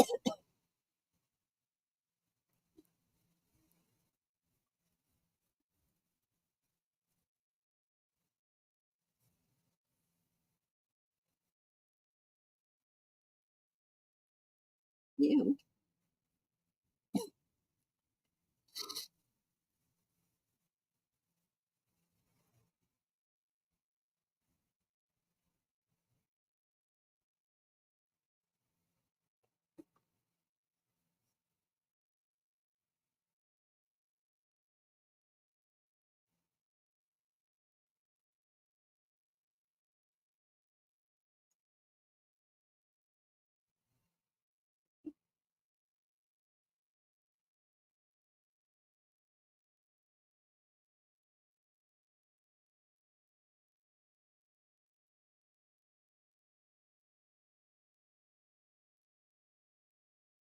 Look at all the pretty red and blue, green lights.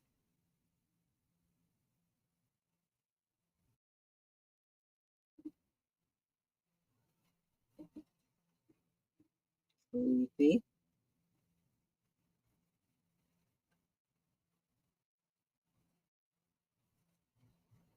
Blech.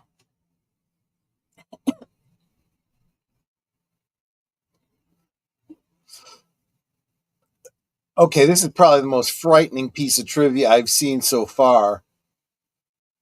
The fountain was filled with liquid nitrogen, and Stripe's grisly demise was orchestrated by a puppeteer hidden inside wearing special protective gear. Holy crap!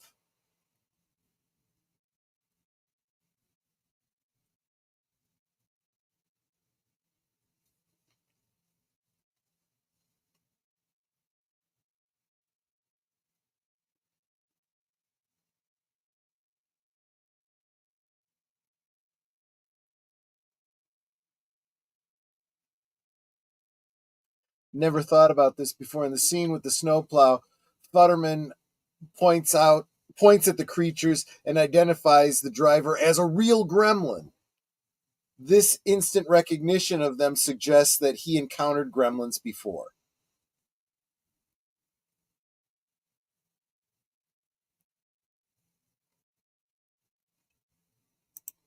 Oh, why?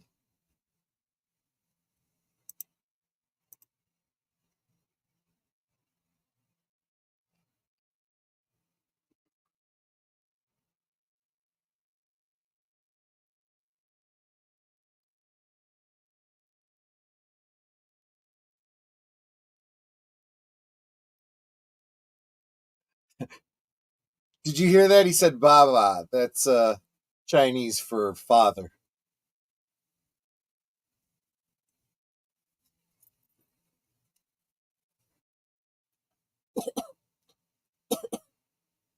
He's like, come on.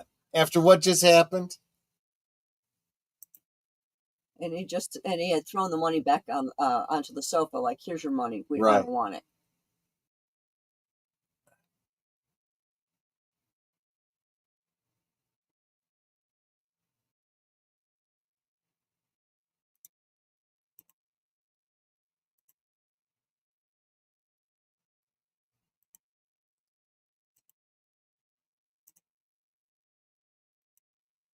Yeah.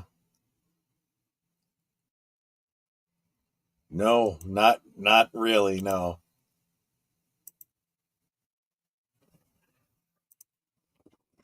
Zombie Box Review says the novelization of this movie said that the Mogwai was alien ambassador sent to different planets, but there was some kind of virus that mutated them into gremlins. That's interesting. I'll keep that out of my head canon, though. Yeah, there's a lot of things in the novelization that are different. Some characters that didn't get killed in the movie get killed in the novel, including Corey Feldman's character. Bye, Billy. Bye, Billy.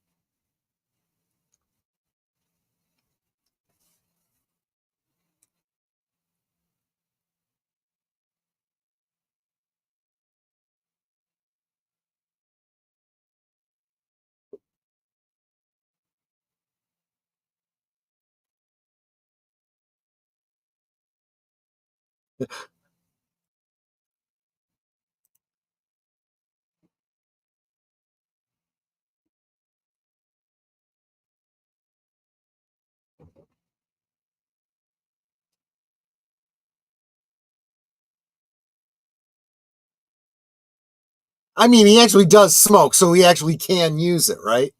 Yes, but if you notice, at the gas station, the thing would not stop smoking. Right. So it's defective. Deleted Scene says, look, admit that you screwed up and blew up half the town. Every 80s action movie, pretty much. Yeah, exactly.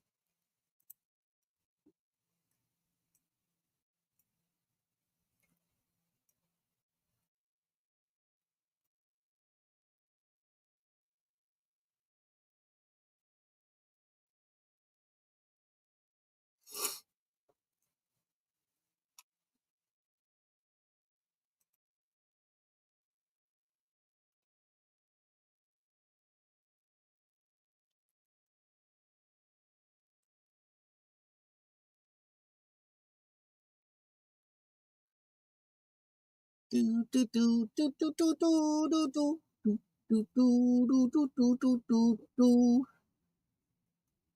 Mr. Anderson is Harry Carey Jr.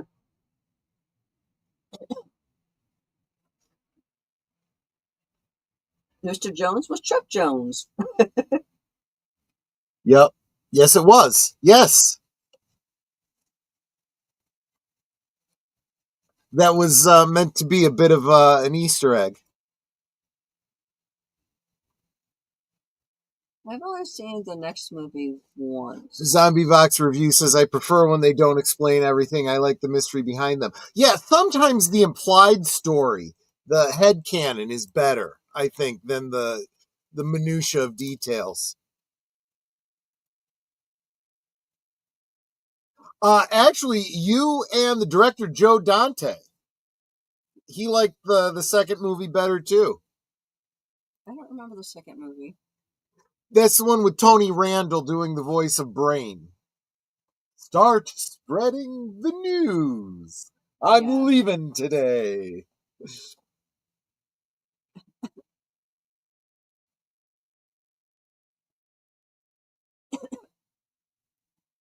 No, I knew what you meant. Gremlins was the second movie.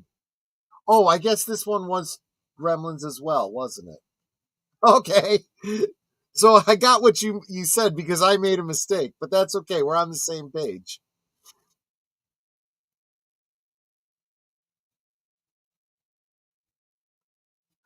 I'm glad you enjoyed it, Lady Mist. There's a lot of meta humor in that one. A lot of great Easter eggs in this movie that I just love. I only pointed out a fraction of them. Those kinds of details really kind of lend something to it. Still things that I pick up and notice, on subsequent watchings. Like the next time you watch that and the gremlin pulls out a gun and shoots at Phoebe Cates and misses, take a look at what the bullet actually hits. So here in Oklahoma, there used to be a guy named Dino Lally who played old classic movies. He used to use this tune for his show. I like that. Never knew it belonged to this movie. This was my first time watching. Yeah. If you like this tune, if you like this style of music, again, first time that the ambulance symbol was used. If you like this music, check out Combustible Edison, from the soundtrack of Four Rooms. Very similar style of music. Anyway, that was Gremlins. We're going to take about 5-6 minutes or so, and we will be right back for Krampus. So I will see you on the other side after intermission.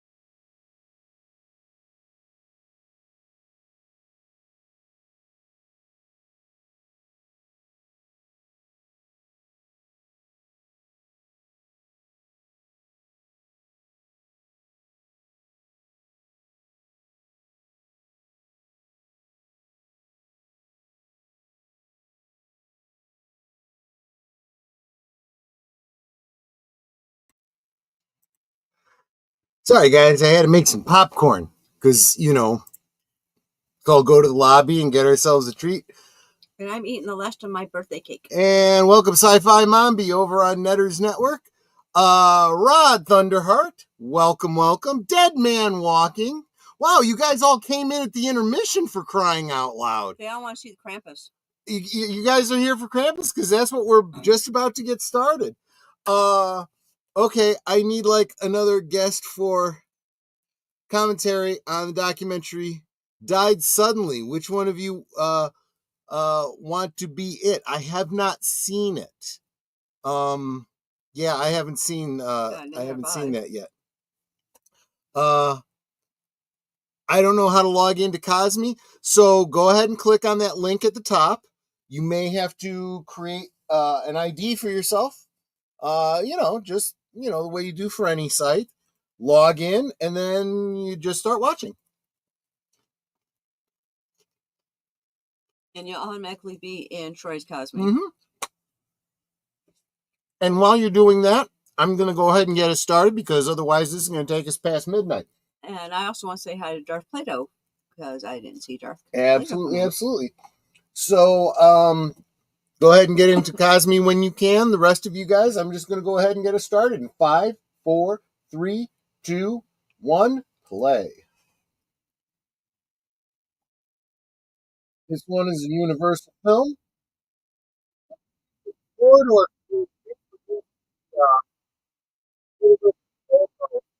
Simulate what would happen if the Universal logo was real, how it would affect the Earth as far as gravity and stuff like that.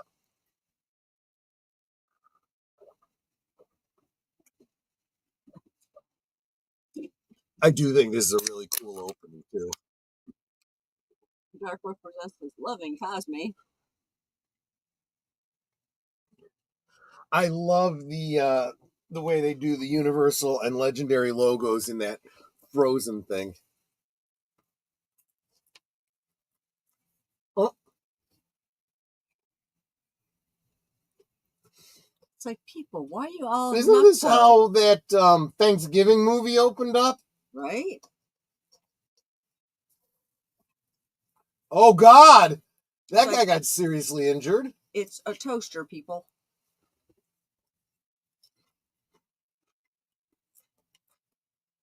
And I don't care how cheap it is. It's probably going to be crap. Now there's security doing its job.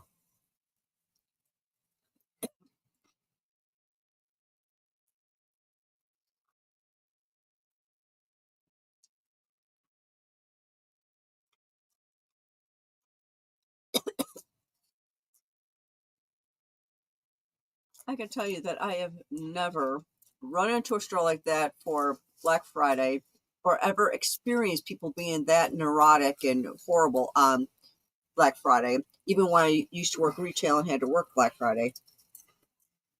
Darkwood says this is a treat for him. He hasn't seen this one before.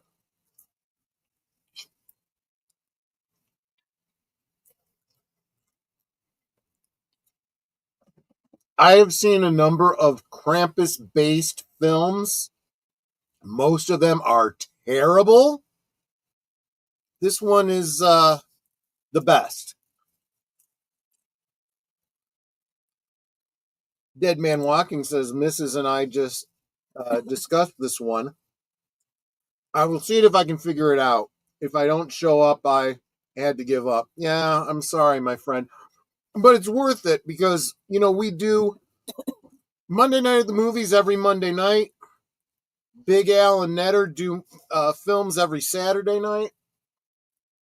We're going to be doing a marathon all day Christmas.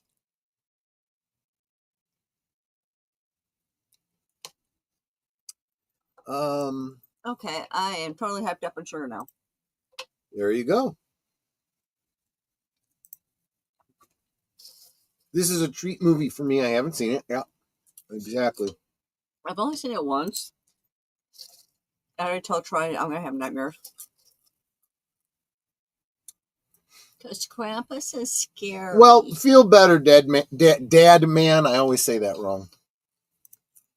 Okay, Dad Man, if you haven't heard it, you need to use my tried and true recipe. You need lemons, like real lemons, ginger root or candied ginger, and honey. For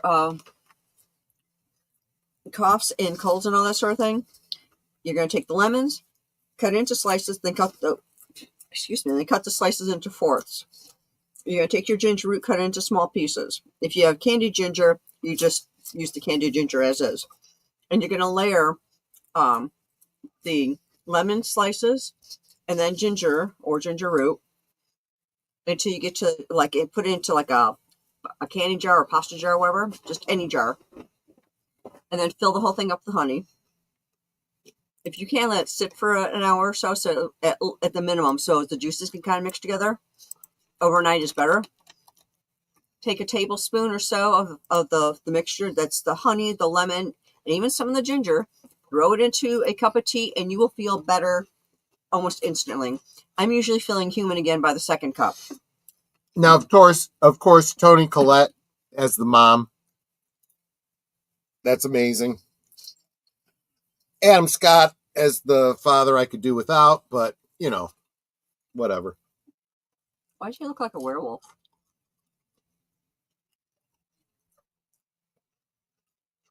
Keep his face warm at Christmas, I guess.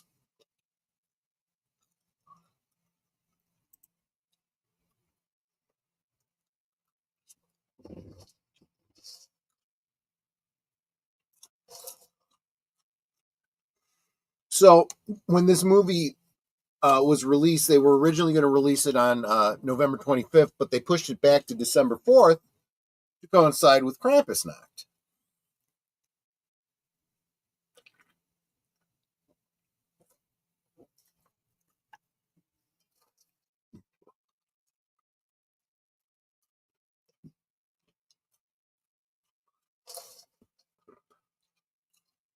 The only time we had relatives come in from out of town, they had a trailer or a camper, and they slept in the camper. They didn't have to deal with any of this stuff.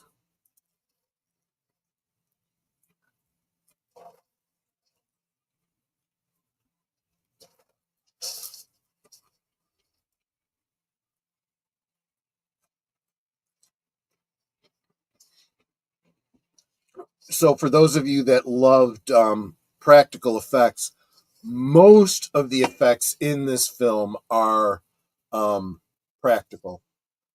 The only thing that's digital is the breath, when they're showing Frosty breath.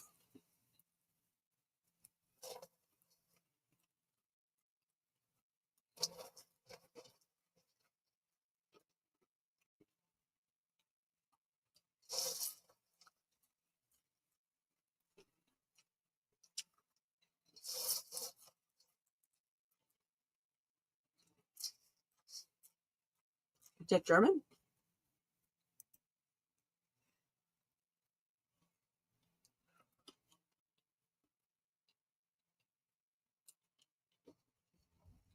I mean, Netter and I have seen this before, Dad, man.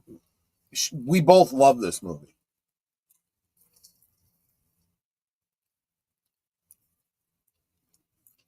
It's definitely an interesting movie.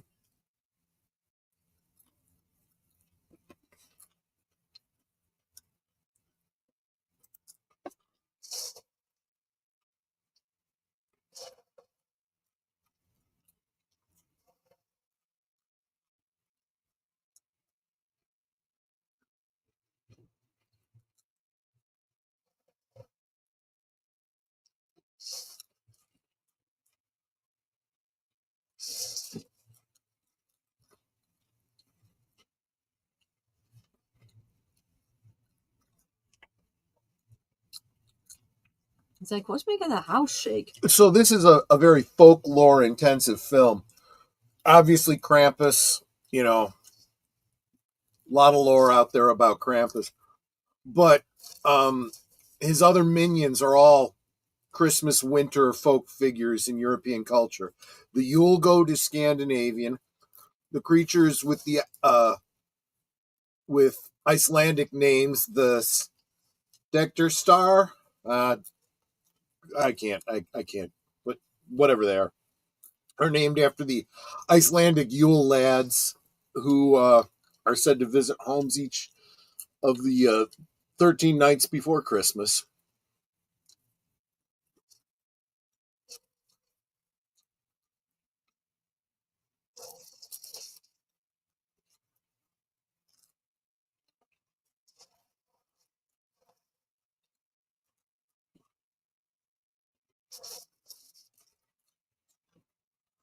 I think that's the biggest faux pas you can do is bring your pet to somebody's house without asking them first if it's okay.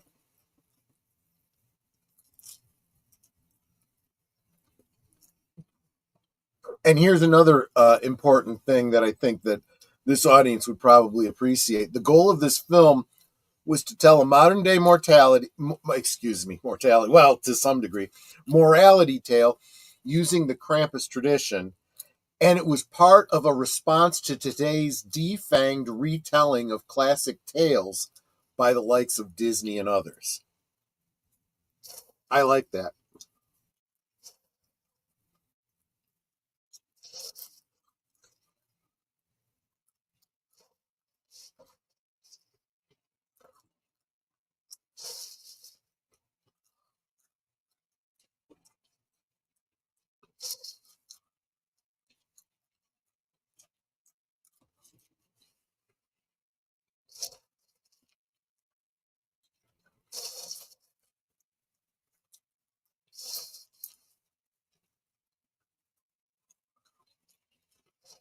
There's a reason why some family members go no contact. True. True, true.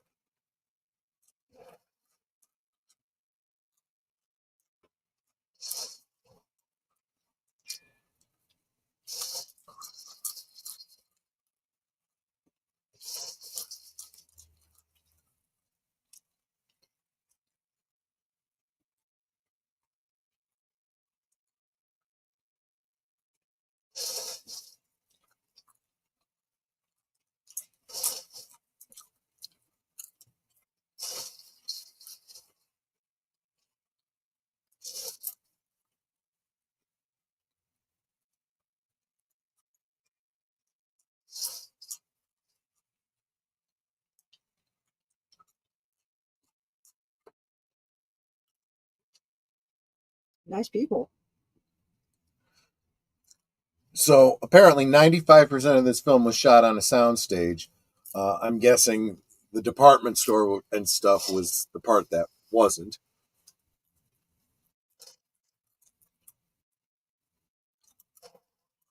And you're proud of that.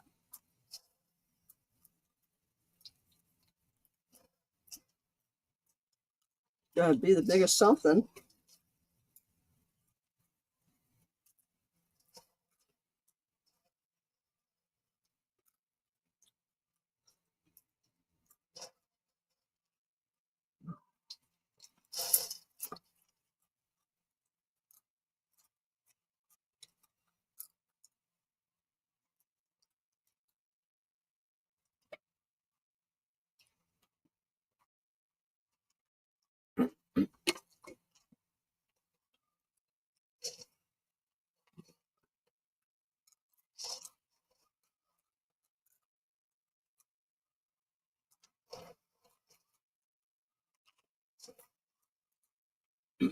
No, they really don't.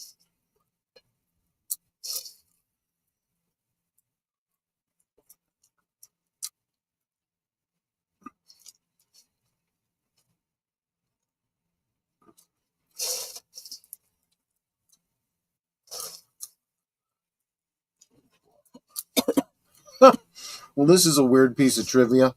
The snow on the ground was made from material that's usually used for diapers.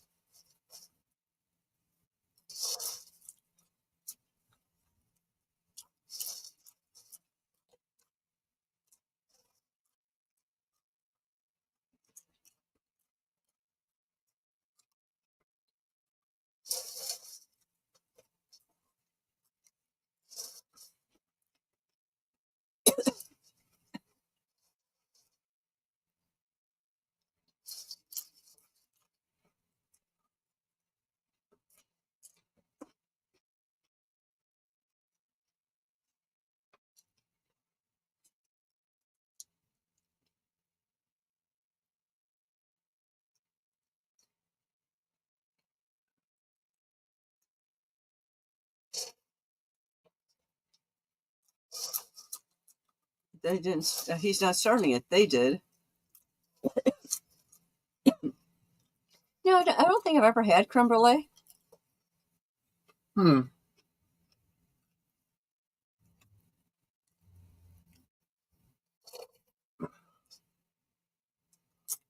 Oh God.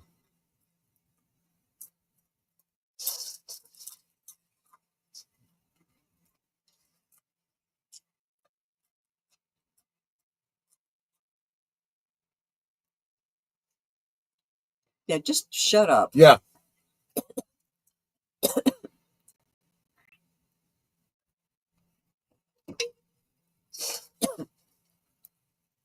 Well, that is true.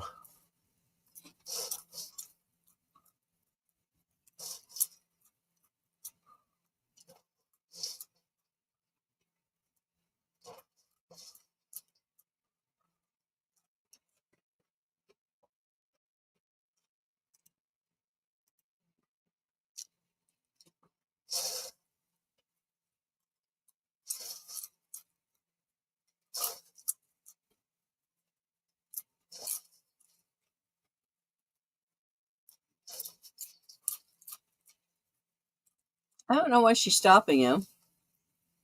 She should let him dive across the table and punch her in the face. This is an interesting commentary by Michael Dougherty. This is a Christmas film that is both scary and sentimental.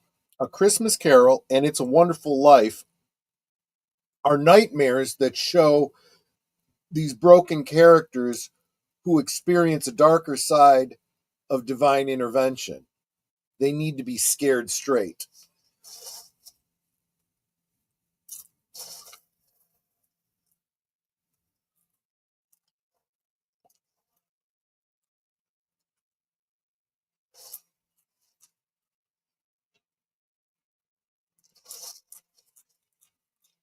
I thought one of them was a boy. One's got a ponytail.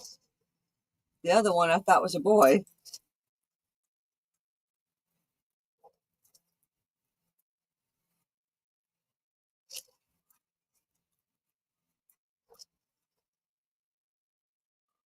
I mean, he wrote a really nice letter and they're poo-pooing all over it.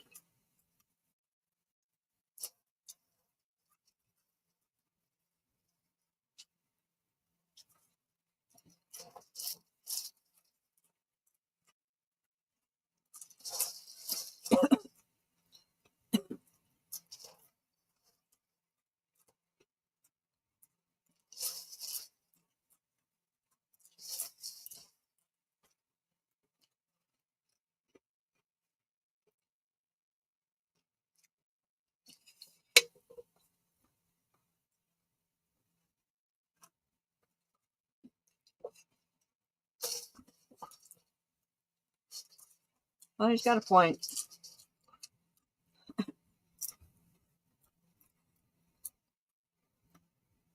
I have better quote unquote family connections with all of you all than my DNA relatives.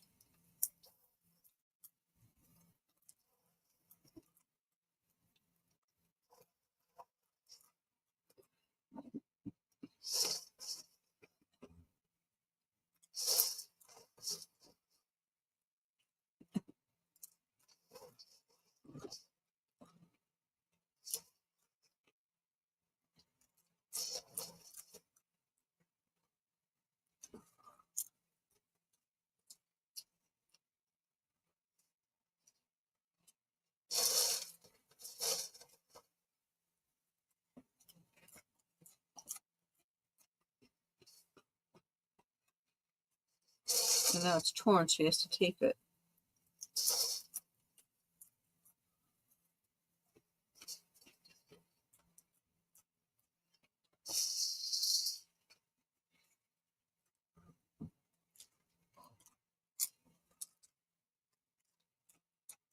Okay, kid, that's not how you fold a letter. And you got to kind of put the flap over, otherwise it's going to fall out.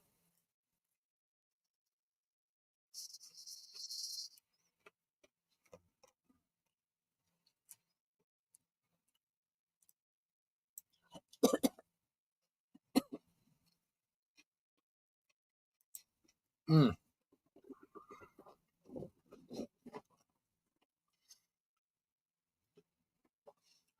If the movie stopped for you, Samuel, just oh, okay, just reload it, and it's just me. Okay, yeah, yeah. It happens from time to time, even on our end. Now, I was told that the house is, on either side and in the background and in their neighborhood, there's a bunch of Easter eggs. Like somewhere in the neighborhood is the Amityville house. Huh. And at the very end, when they show the snow globe, one of the houses is the house from Psycho.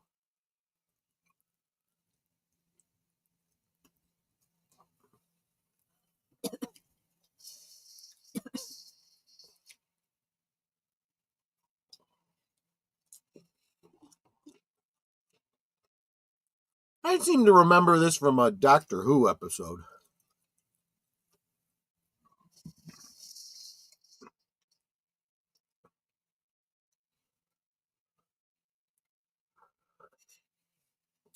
Oh, I'm sorry. I was reading the trivia. I didn't see Hustle and Justin stopped in. Welcome, welcome.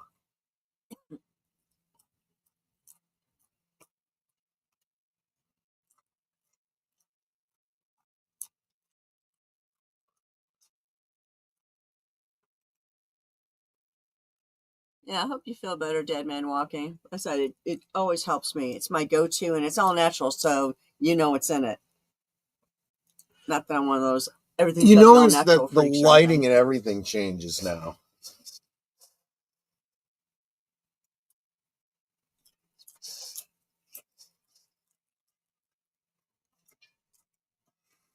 Noodle incident is a Calvin and Hobbes reference.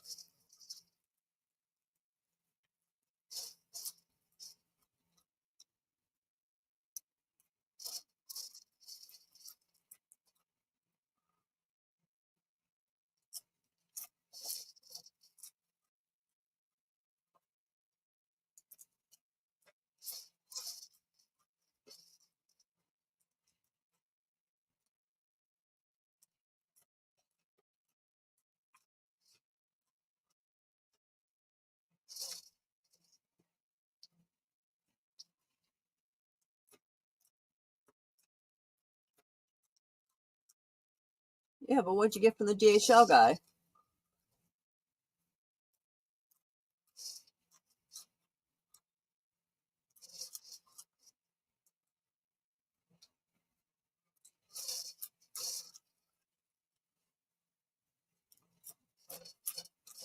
Yeah, not in a blizzard.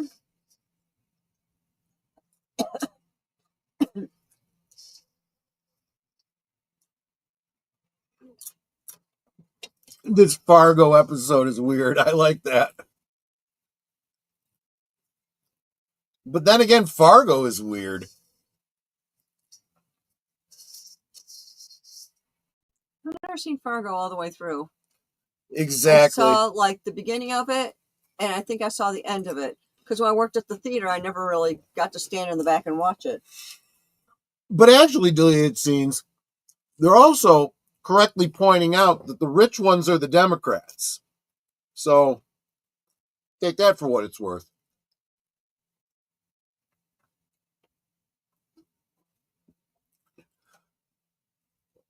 And Well, Gremlin she's knows not best. wrong. No lie detected there.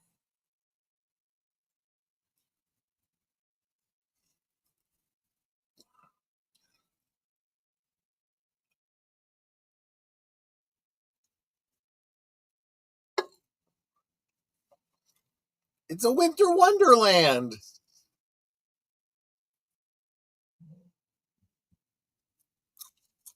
Yeah, and if I've gotten that far and I can't see anything, I'd be turning around and going back home.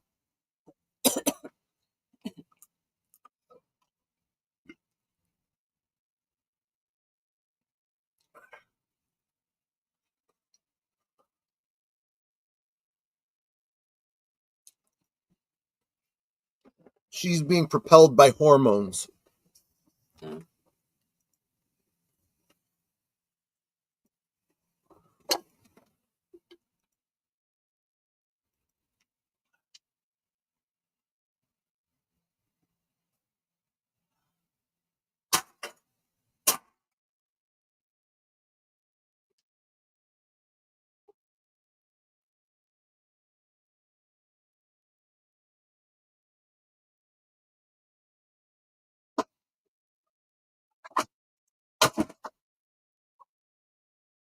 could have got you one. They're in the fridge. You got cold stuff? Yeah, Okay, I'll take a cold one. give me that. Yes, ma'am. Next time, ask. Use your words. Thank you. How's that? I use my words. I said thank you. Well, I figured out what you were breaking behind me. The box, because that's how you open it.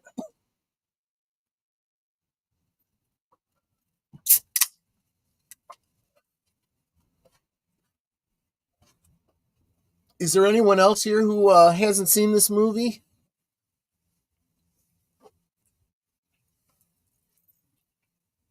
And by anyone else, I mean whoever in the chat had earlier said they hadn't seen it before, because Matter and I have.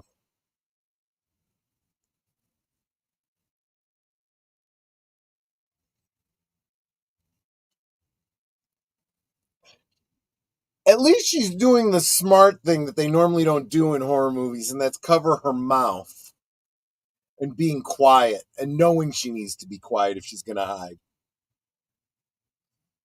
Oh, wow, Samuel, you hadn't seen Gremlins either? Okay. Really deleted. I thought you had seen this for sure.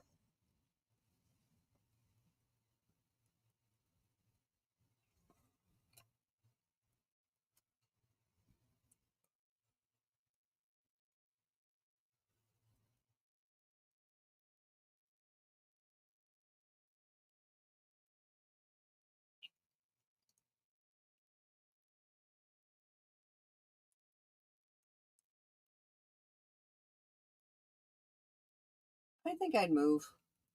I don't want to know what's in the box. Time to leave. Curtis hasn't seen it either. Oh my gosh. Okay, so I got to be careful. I've kind of alluded to some spoilers, and I got to be careful.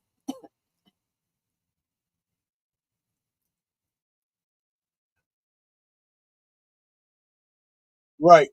Screaming is not going to help in most circumstances. That's right.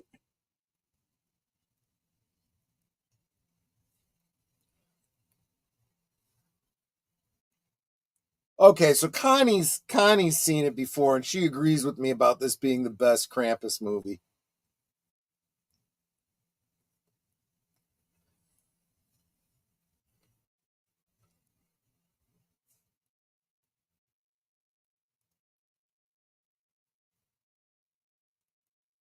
Well, you're also on a side street, so you may not get a salt truck. Whereas I'm on a major road, so we get salt trucks. Yeah. Also, there's a school near us, so we definitely get the salt trucks. Oh no, no, no, no! Krampus is an equal opportunity predator.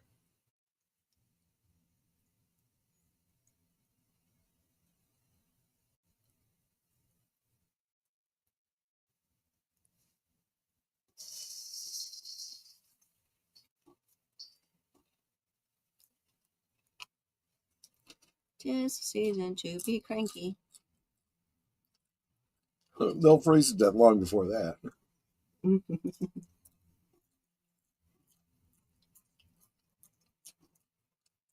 Then they'll see you in hell.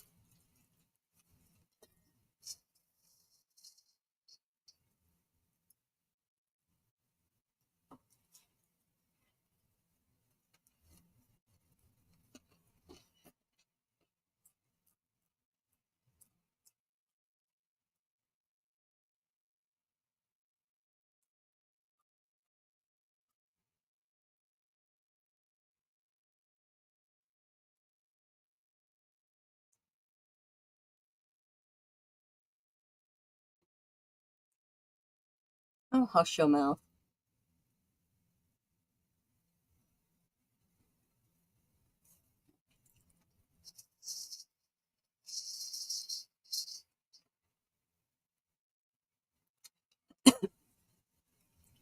So then why didn't you suggest it?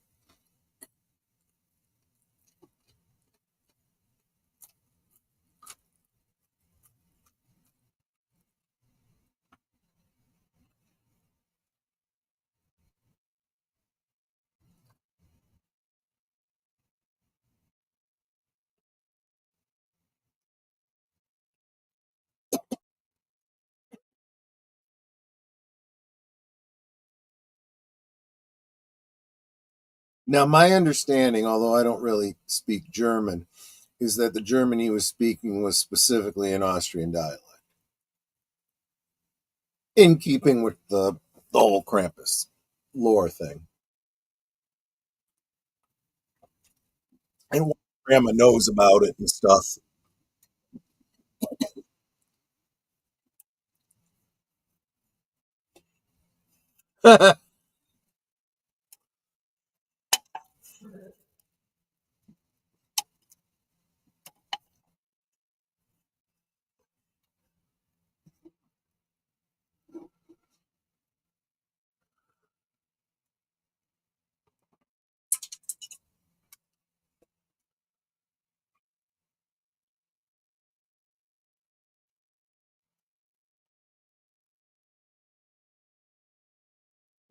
Well, he just ran over somebody's wreath.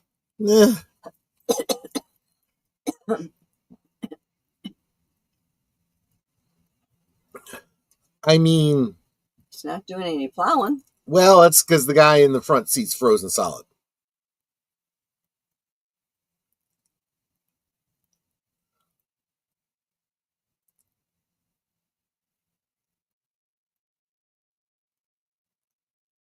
This is one of the reasons why I like working from home. I don't have to go out in weather like that.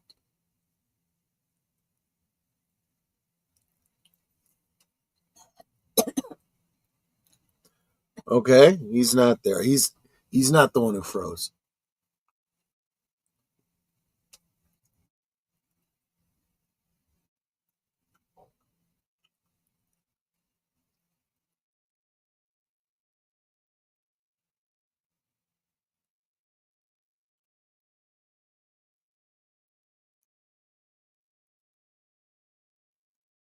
So that makes you wonder then where is he?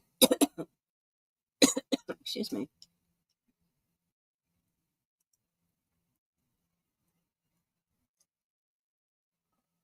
Right. He's kind of got a point. It's Linda's. I'm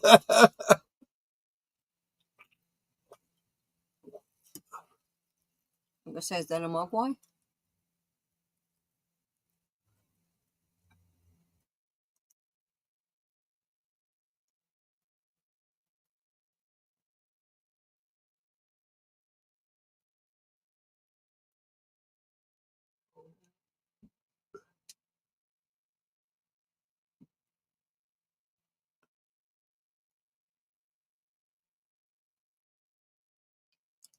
I mean, I was gonna make a smart ass comment, Samuel, but then I started thinking, I'm like, yeah, this guy probably wouldn't know even the basics.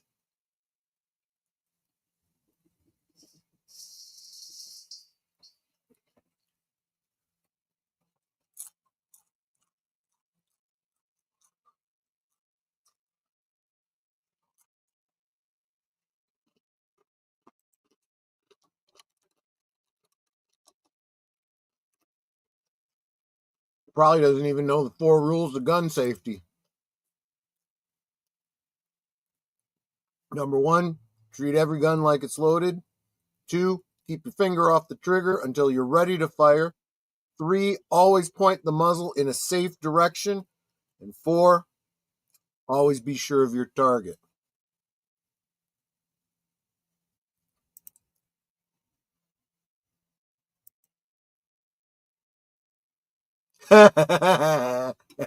Playing with their nuts.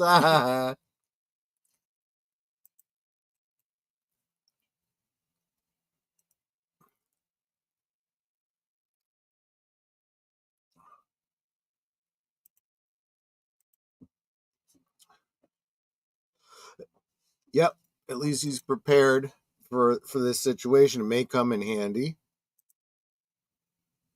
I need to get to the gun range. I barely have any experience myself. Just the 4 rules. Hey, you know what?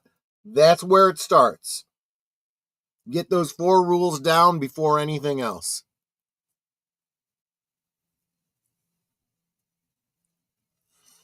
There's our whole house. No reason to win yourself a Darwin Award.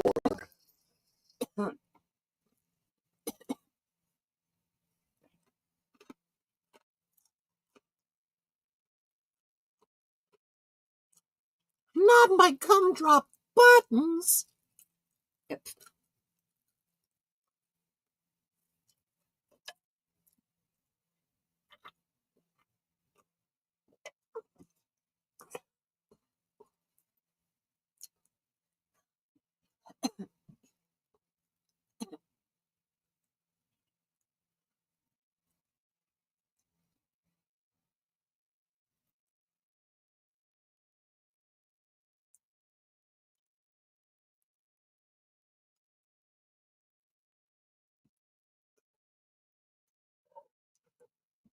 I get it. They don't have a fireplace. So he came down the chimney and broke through the wall.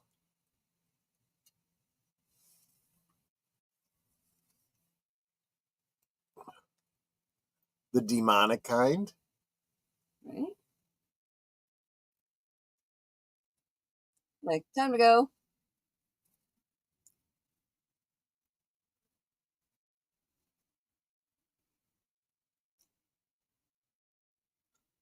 Deer can be very dangerous. I did not know they were a threat to crops. I guess if I'd thought about it, that makes sense.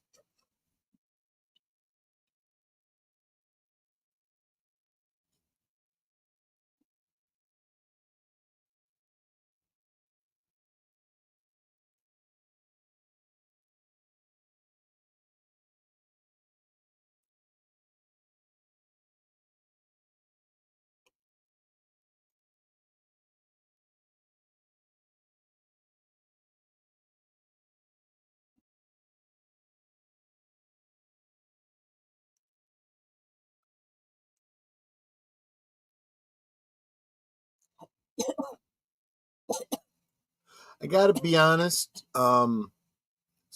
Thus far, 22 is the only caliber I've shot. I've shot a 22 rifle and I've shot an M16. Yes, That you one shot was an M16 once. It was fun.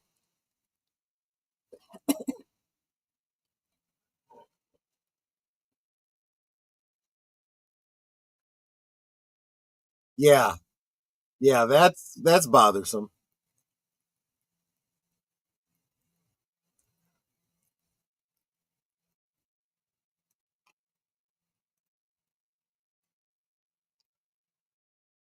This is a horror movie.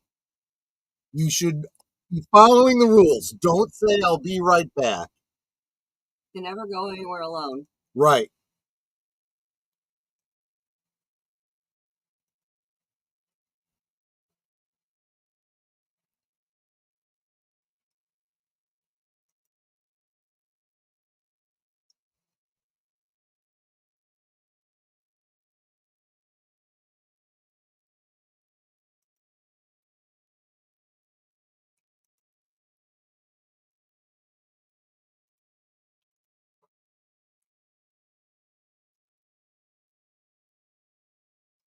I find that hard to believe. Unless they live like in the desert or in the swamp, anywhere that's got forested areas in North America pretty much has bears potentially.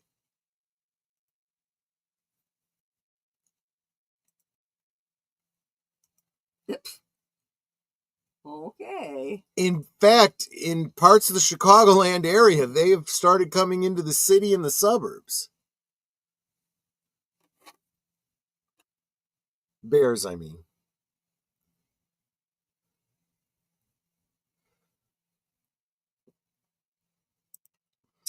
Once I was hunting and I wasn't going to kill the doe and the fawn, and I was petting them, and the buck came out, sent me like 20 feet into the air, breaking my ribs. Yeah, yeah, that does not surprise me in the slightest. Even does can be very, very dangerous, especially if they feel threatened or that the fawns are threatened.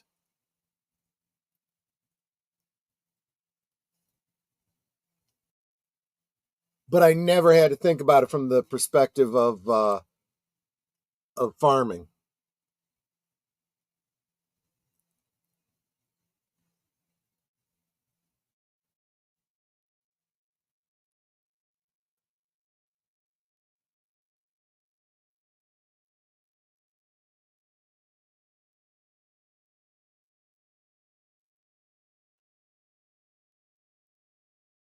See, the other thing too is that Derek wasn't there, despite what he said about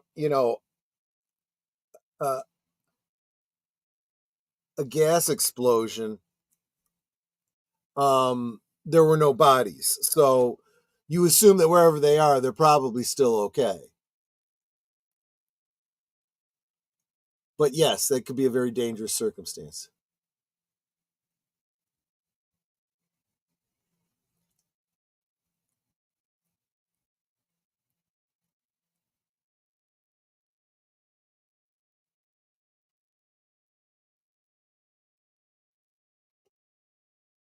And fight here.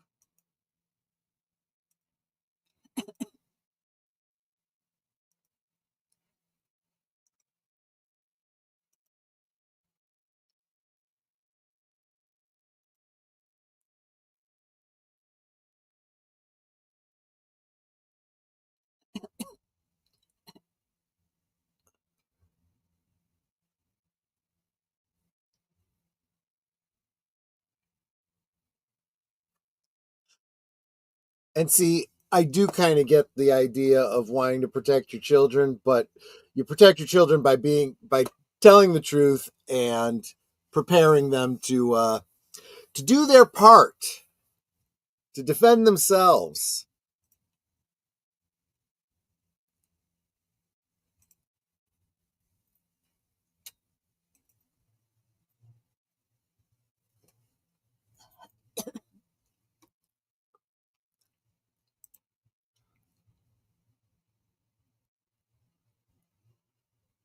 Oh yeah, they could be incredibly dangerous too. Um, when you say punched, how were you even able to do that? Unless it was it coming at you and you had to? Because I can't even imagine how you could get that close to one. Sorry, kids, Krampus ate Beth.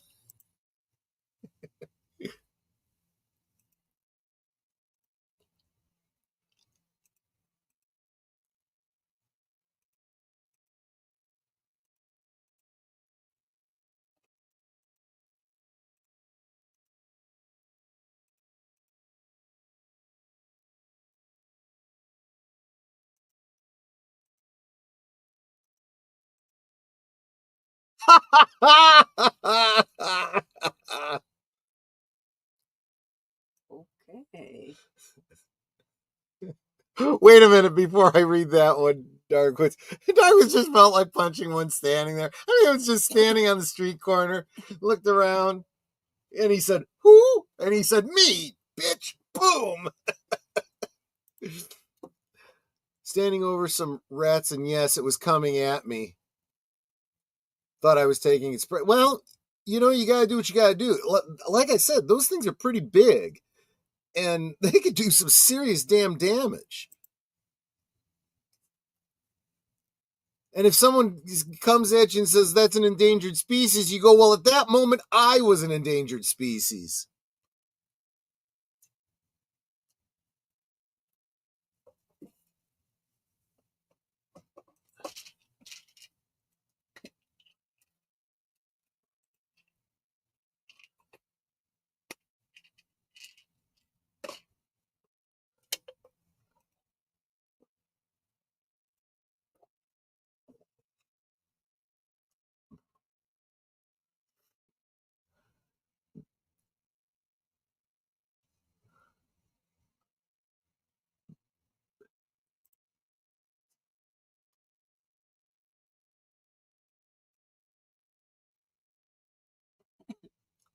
I agree. I mean, even if that wasn't the case, I would certainly rather be judged by 12 than carried by 6.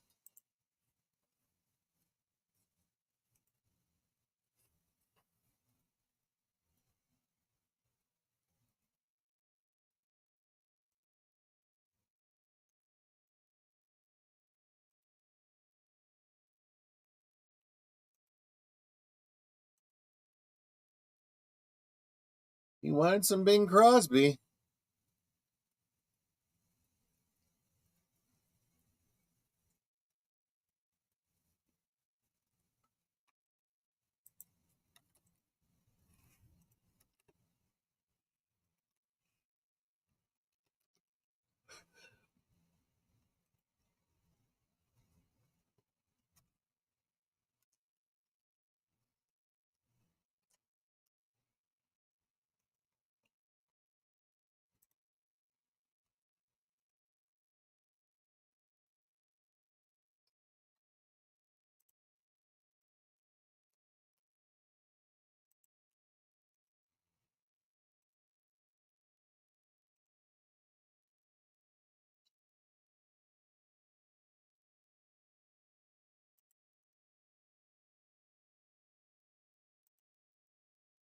I don't think those are squirrels. No. But it does sound like Mogwai, doesn't it? Yeah.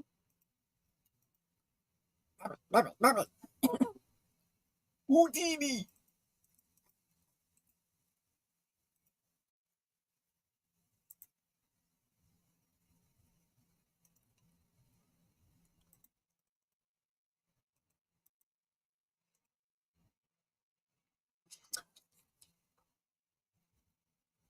So they're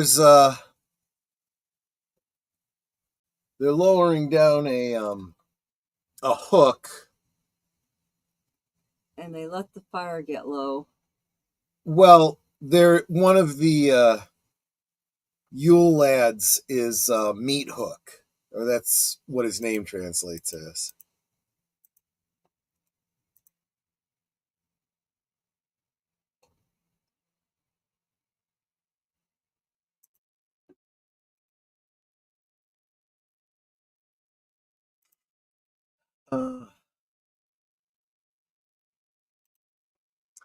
I have a patch that says that on my helmet. Wear the helmet all the time.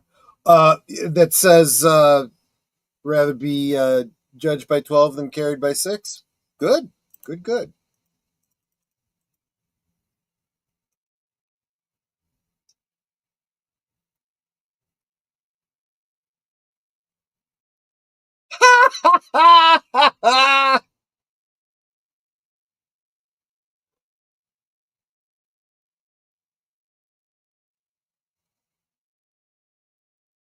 I love that reaction. Like, you bit that piece out of my head.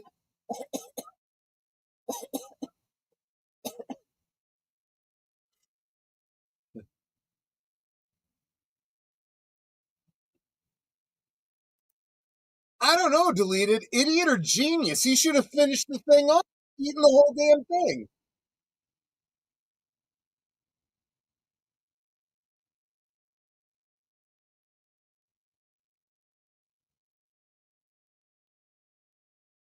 Oh, great. Put the fire out.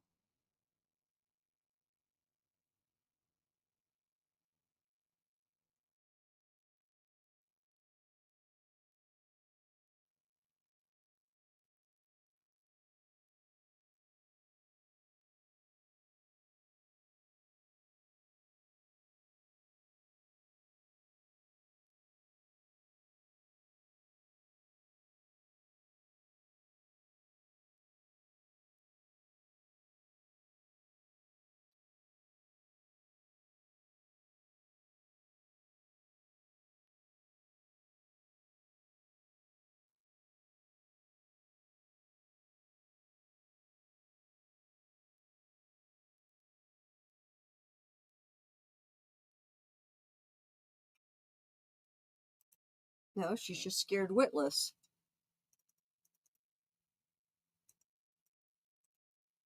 Well, I get you, man, but you did what you had to do.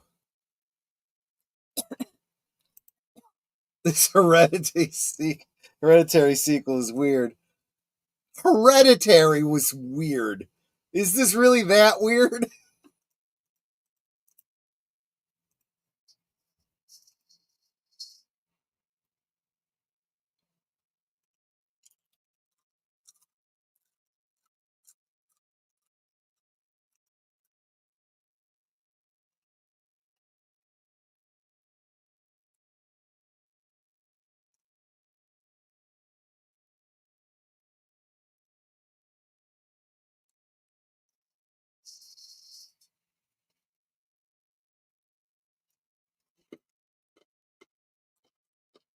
It's one of those scary ghost stories for you, folks.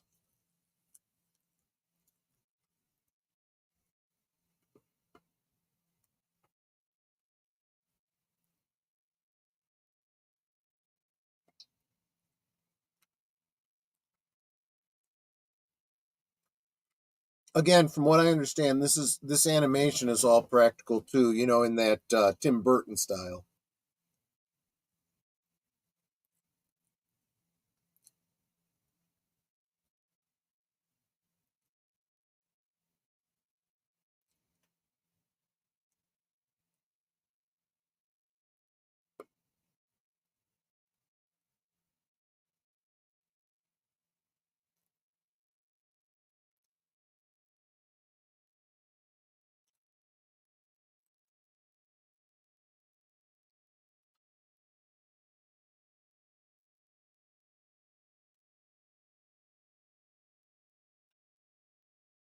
And apparently they were yelling at her for not getting bread. It's like, why weren't one of them out there getting the bread?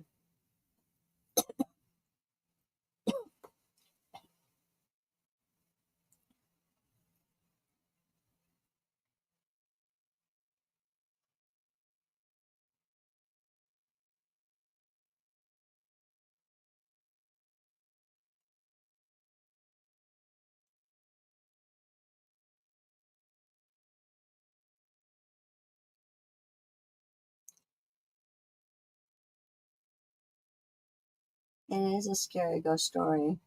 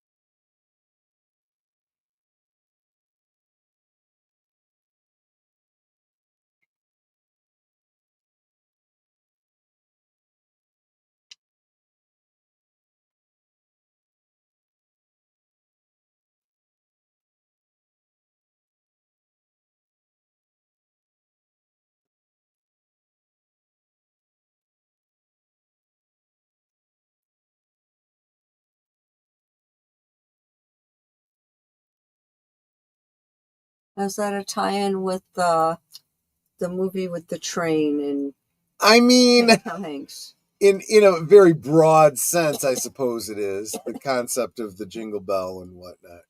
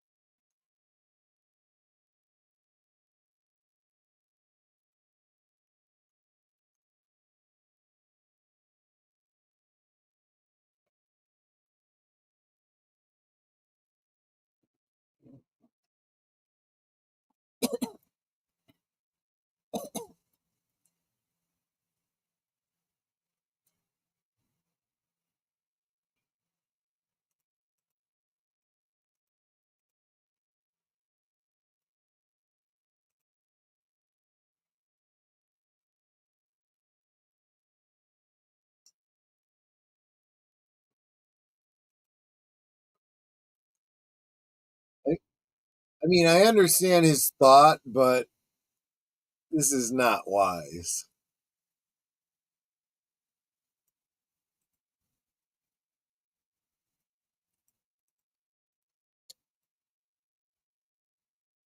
Frosty the Snowman has come to eat your liver. You're nice. Well, I mean, come on.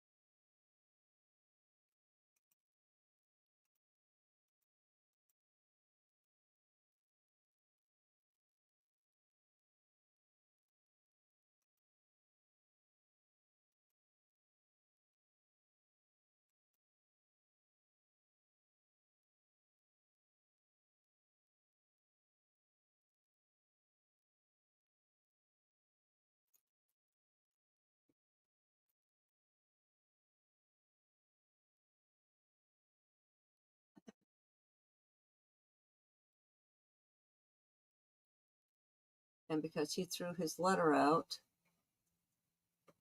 and saying he hated everyone, that made Krampus come.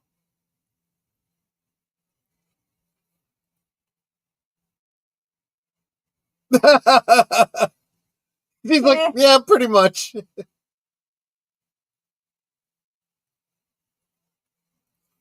Okay, that I didn't understand. Life is coming at you with your pin. Oh, okay. Now I get it.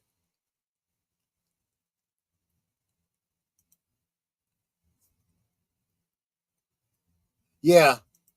Yeah, it's a faith over works kind of thing. Exactly. Your actions aren't what gets judged, it's what's in your heart. Because anyone can put on a happy face, but it's what's inside that's important. That's who you really are.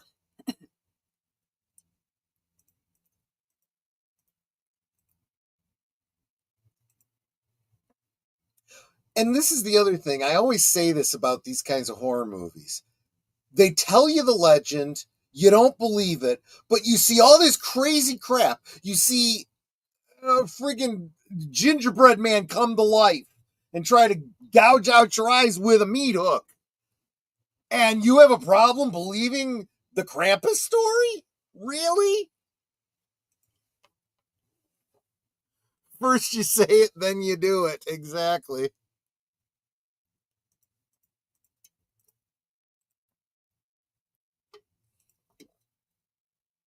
Remember those gifts they brought in that they didn't know who they were from? Yep. Bloop bloop.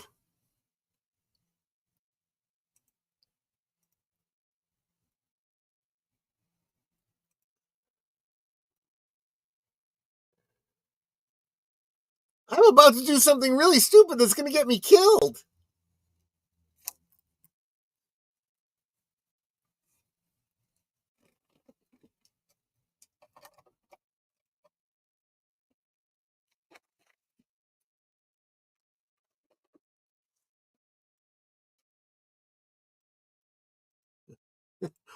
Let's go to the mall today.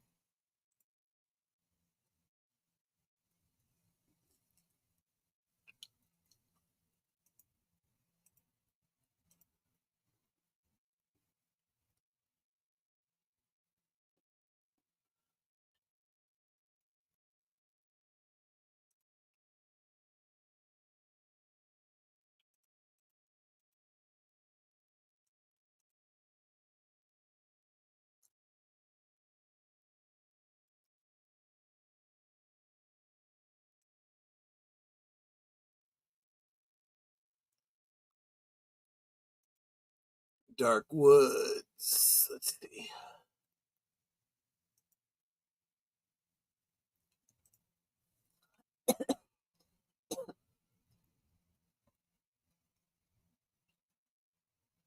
It's like the snow. Wow. Yeah, you and me both, buddy. That's big pew pew.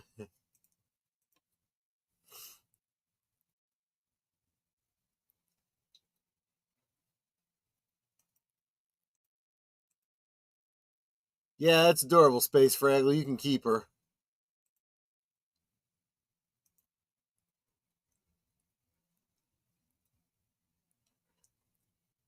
I have no idea who Curtis Selby just put up, but my vote would be for them.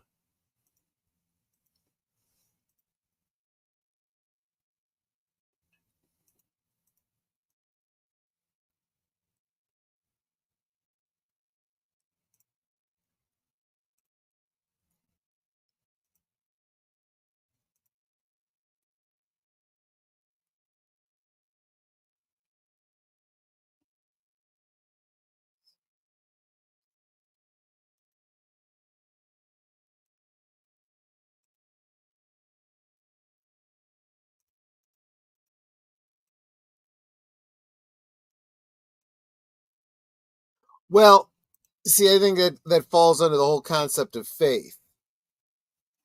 The opposite, right? You are firmly fixed that you will not believe in anything that you consider to be irrational, despite all evidence to the contrary. You know, kind of like that line in From Dusk Till Dawn.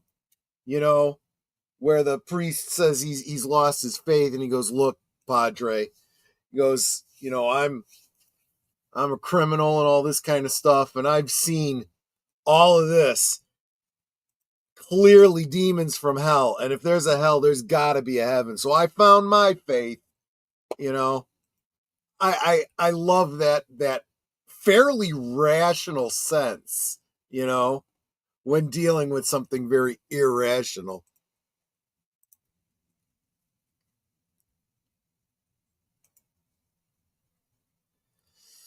Well, cannons are perfectly legal too. So, just saying, you don't have to be on a ship to have a big pew pew.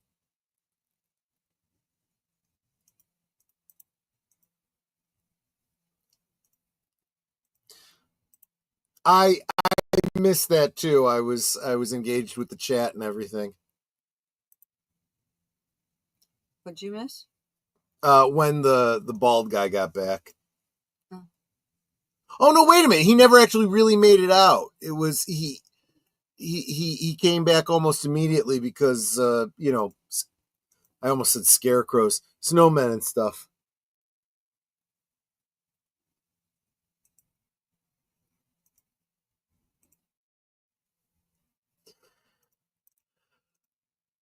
Yeah, and being a cynic is actually a kind of faith too. I mean, I've said this very often. At least when people tell me that they're agnostic, I'm like, that's rational. That's yeah, I don't believe in anything, but I believe in the possibility. Atheists have as much faith as the religious do. They are firmly convinced there is nothing and refuse to believe any possibility other than that. That requires faith.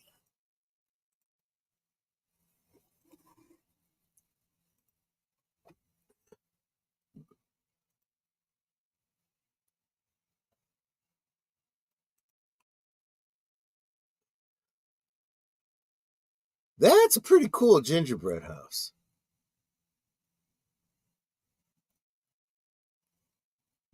For a second there, I thought it was going to be a former gingerbread house. That's a pretty cool gingerbread crumbs.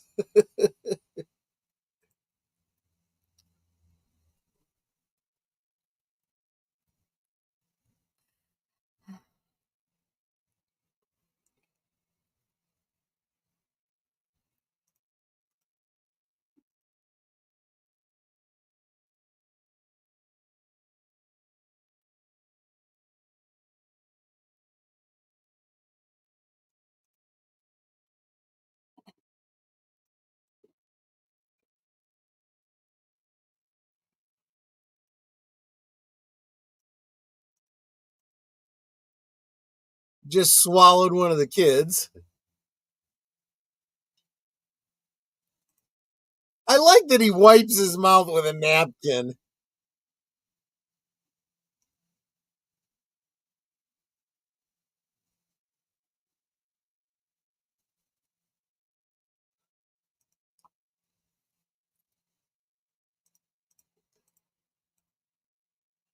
Oh, that's right. They've got the nail gun.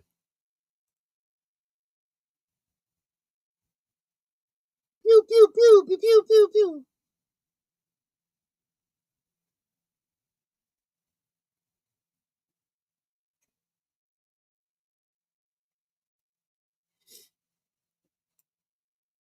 That is one OP nail gun. I have never seen a nail gun that could fire that far into a board from across the room.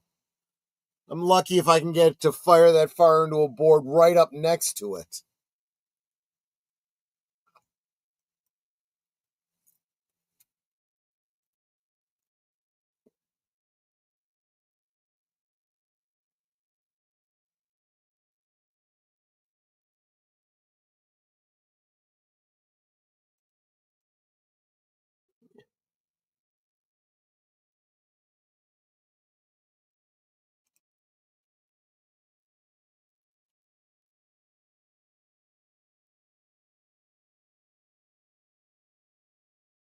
That's actually very smart.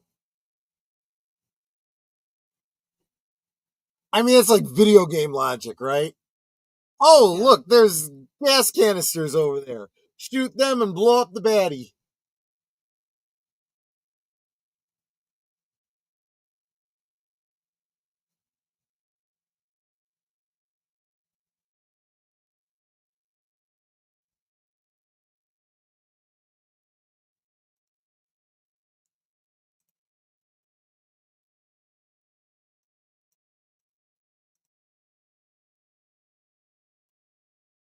I don't even want to hear about permits for nail guns. I'm getting sick and tired of this nanny state licensing bull crap.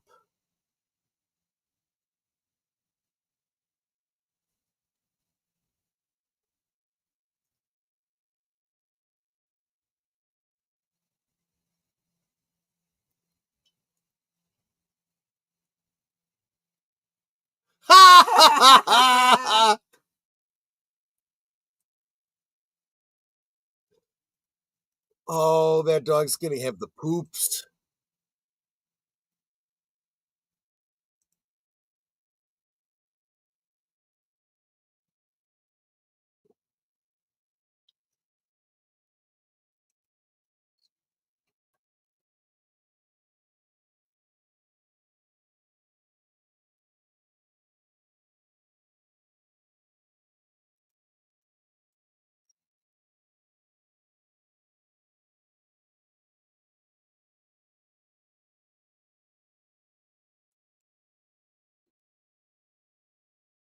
I do like the fact that, you know, they do have a conviction to fight for their loved ones. I mean, and that kind of is the point here, right? It's like you guys were at each other's throats. You need to learn to work together, care about each other again. Fudger. You fudger!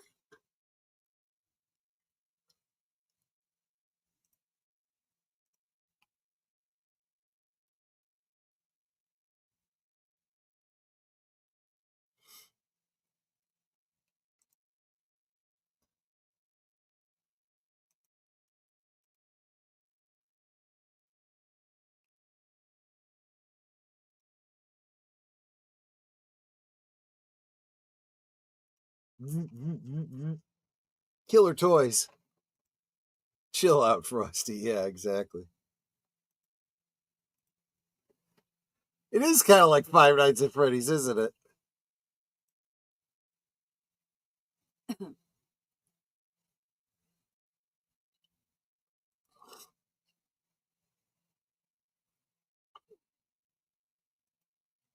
The evil demonic toys.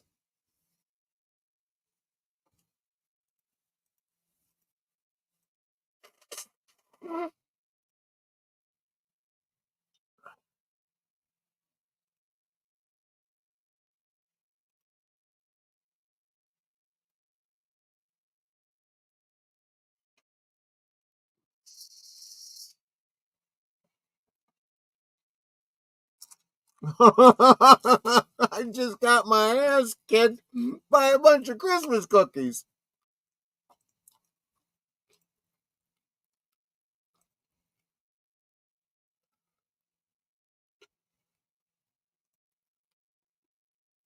Oh yeah, I know. I know that.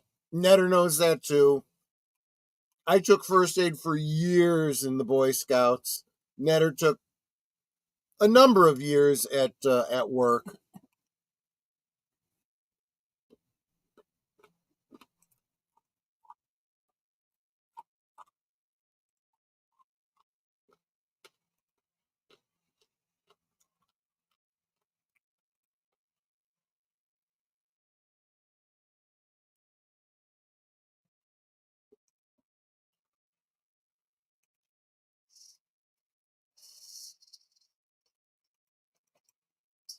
He's in bad shape.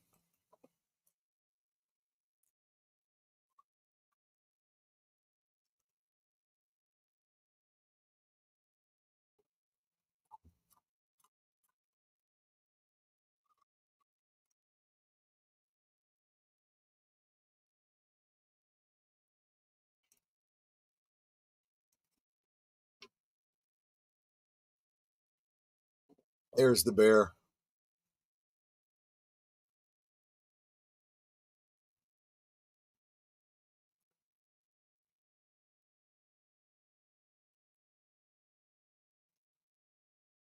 I mean, that was a good shot.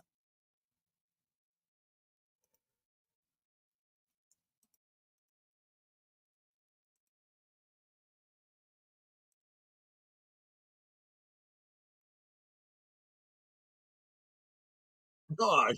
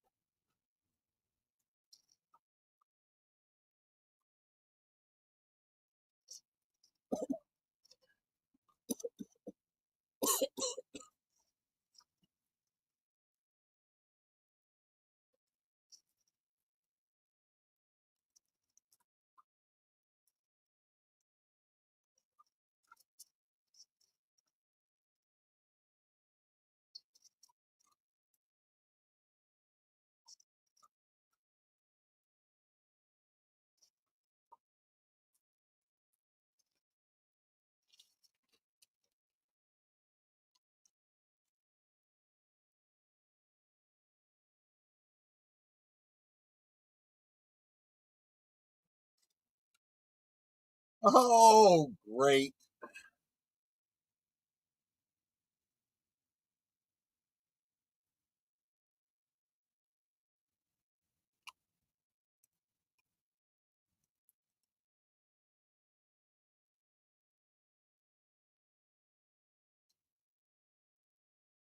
Well, there you go then.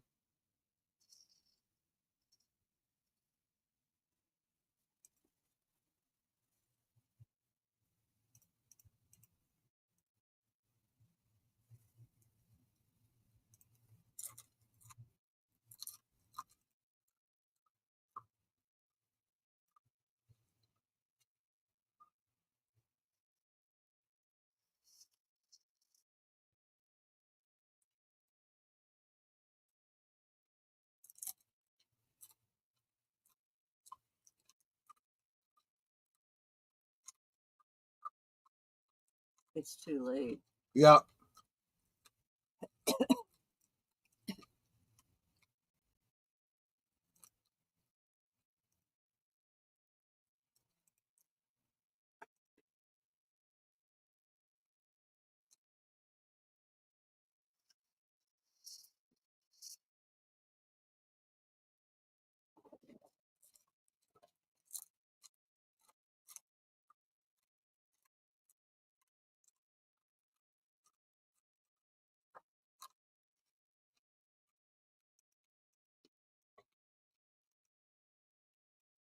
It's too late and she knows it.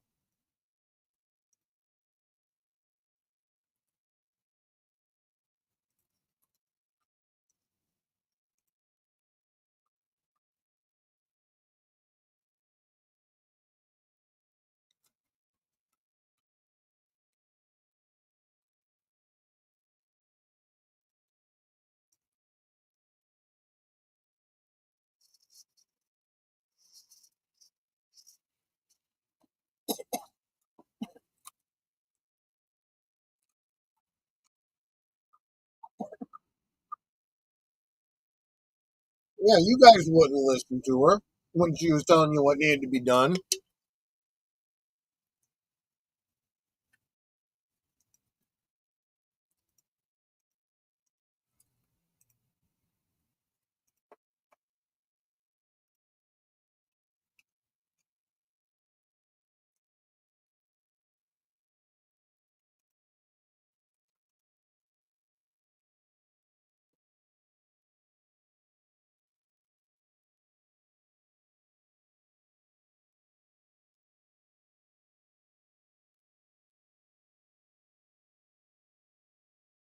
Boy, he's rough on chimneys, isn't he?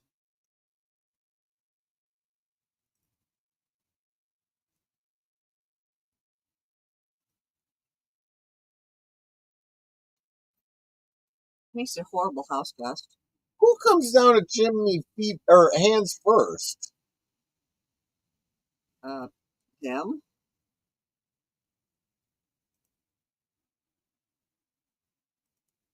Well, I mean, he does make an entrance, doesn't he?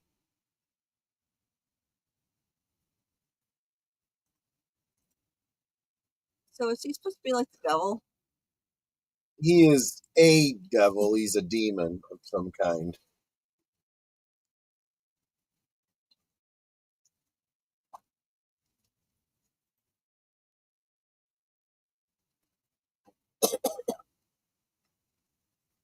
Oh, I forgot to change my avatar at the break.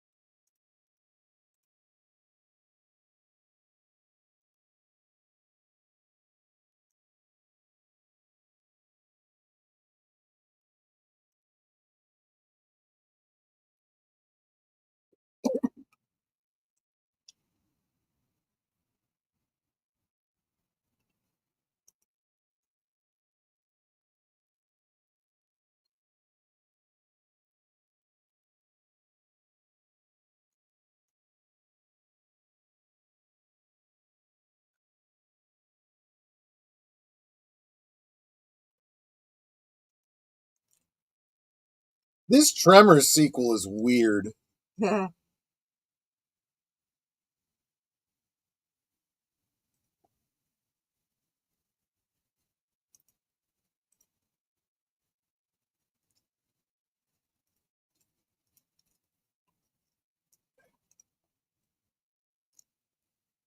Remington Mist-a-lot. That's what that shotgun is.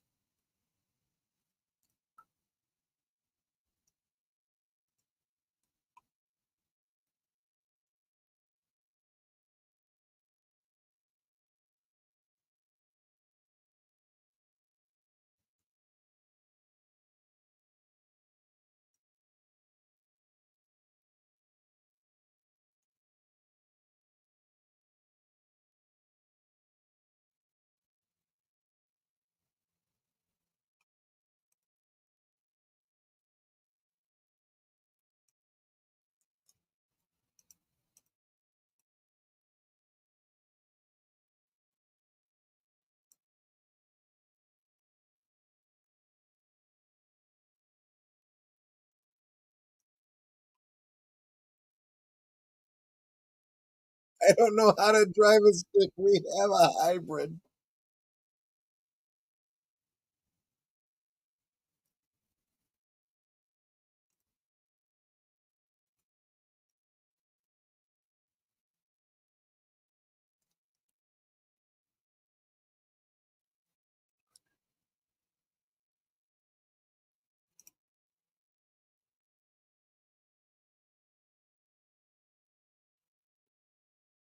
Well, I'm with you about the you know Hollywood endless bullet theory, but here's the thing: when you're firing and missing, what rules are really being broken?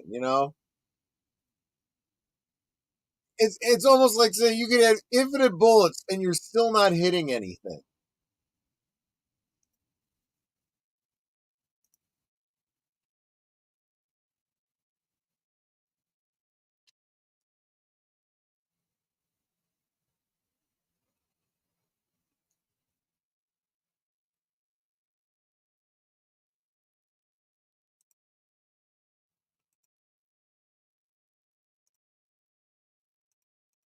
Piece of his Dear Santa letter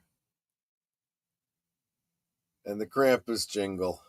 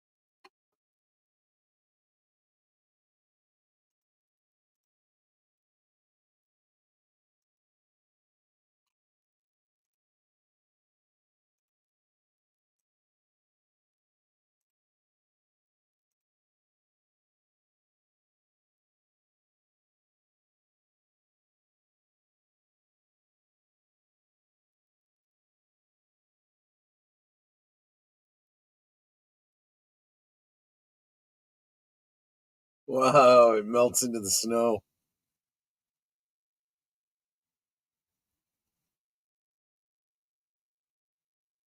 Darkwoods, you're not nice to manual transmission. So what you're saying is you're naughty to manual transmission?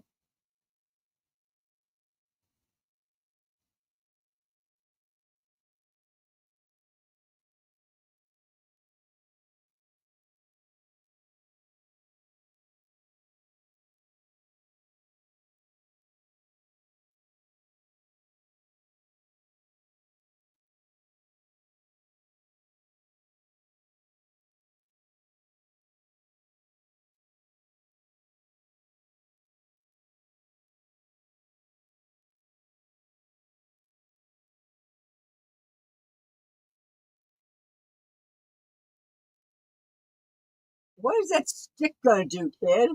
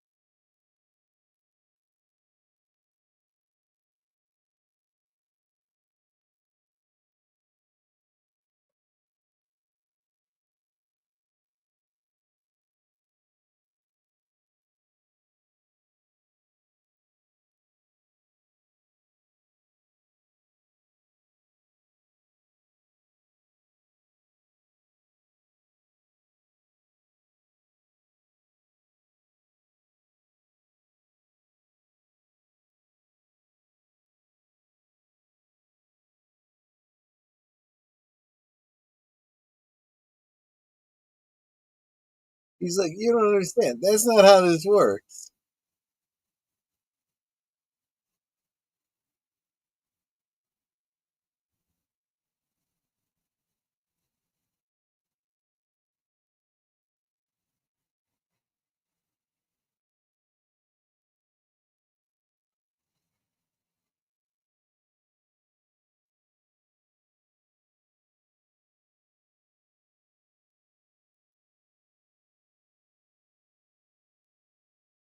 That's creepy. Yeah, it is. Did you learn anything?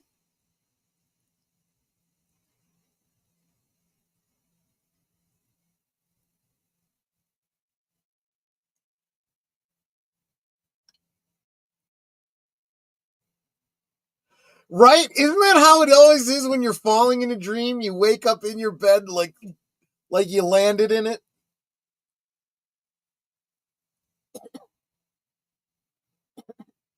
No Creepy snowman.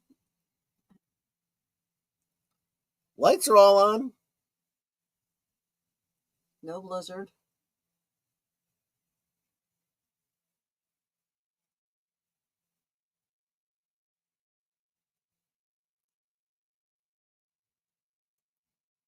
Yeah, it was pretty weak, but still, it was pretty good.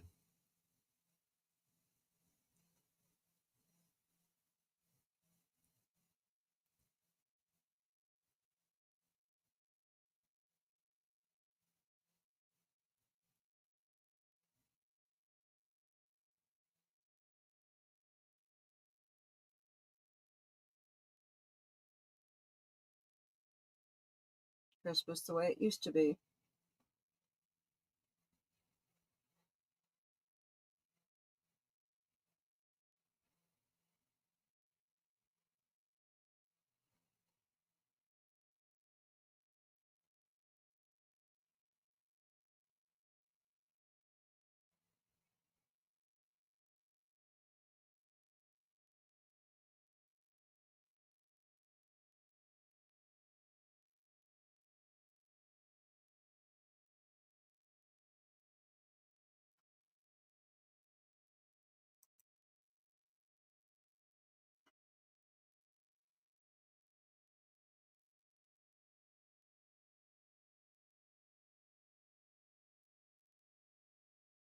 That's kind of sweet.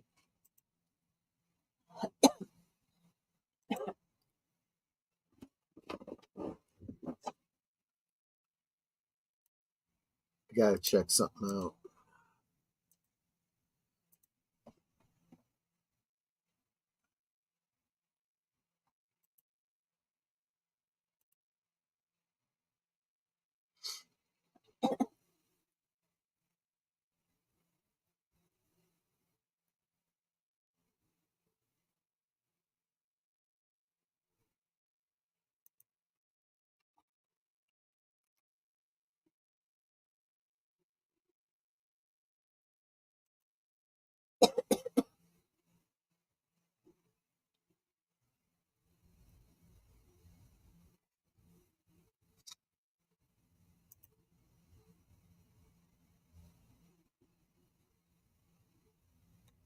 It's the bell.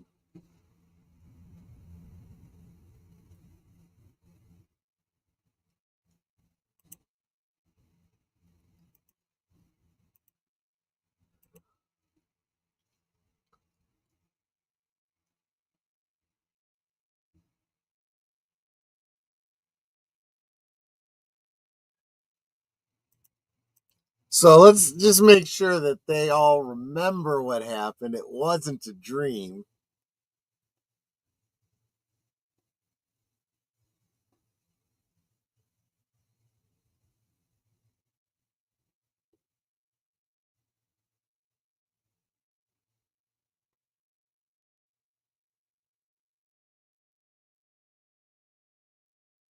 Okay, that Saturday show was doing a heavy eye roll. Yeah.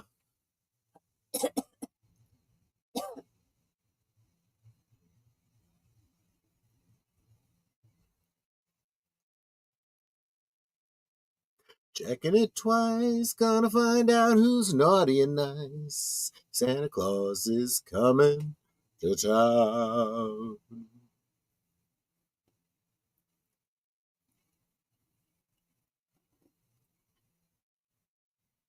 All the other snow globes. So Krampus only comes around Christmas, right? That's true. But he watches just like Santa, right? Jump scare. Oh, is that what that was supposed to be? Okay. So, last bit of trivia. The movie's ambiguous ending has spawned two fan theories. That the Engels and their family are trapped in the snow globe, condemned to repeat Christmas morning for eternity in a twisted version of hell. Or, two, they were given a second chance and the snow globe is Krampus's means of watching over them.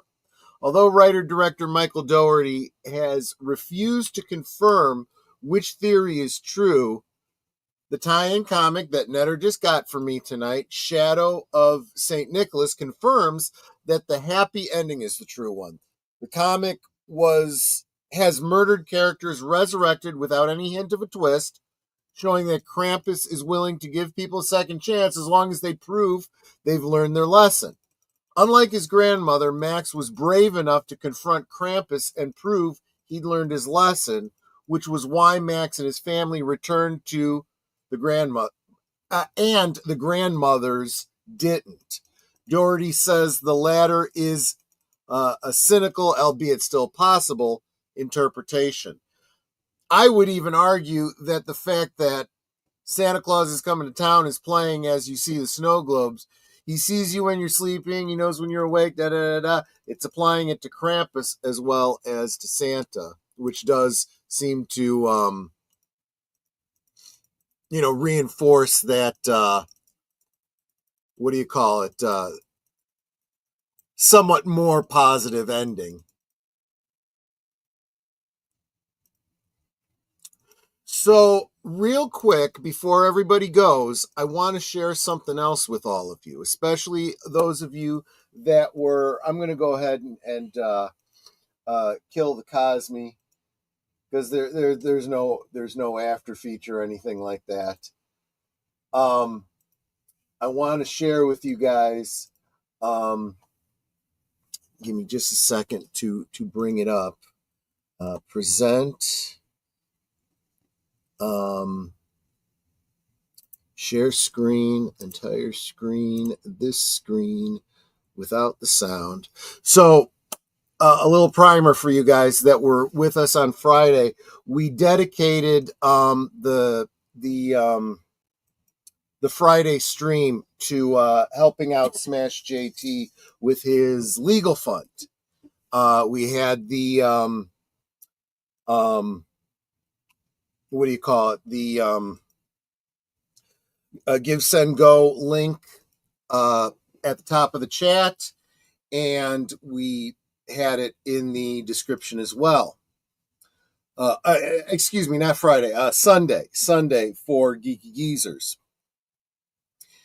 And I, said, if you guys go and donate, let them know that Last Call with Troy Pacelli and Aged Boomer said, sent you or whatever, right?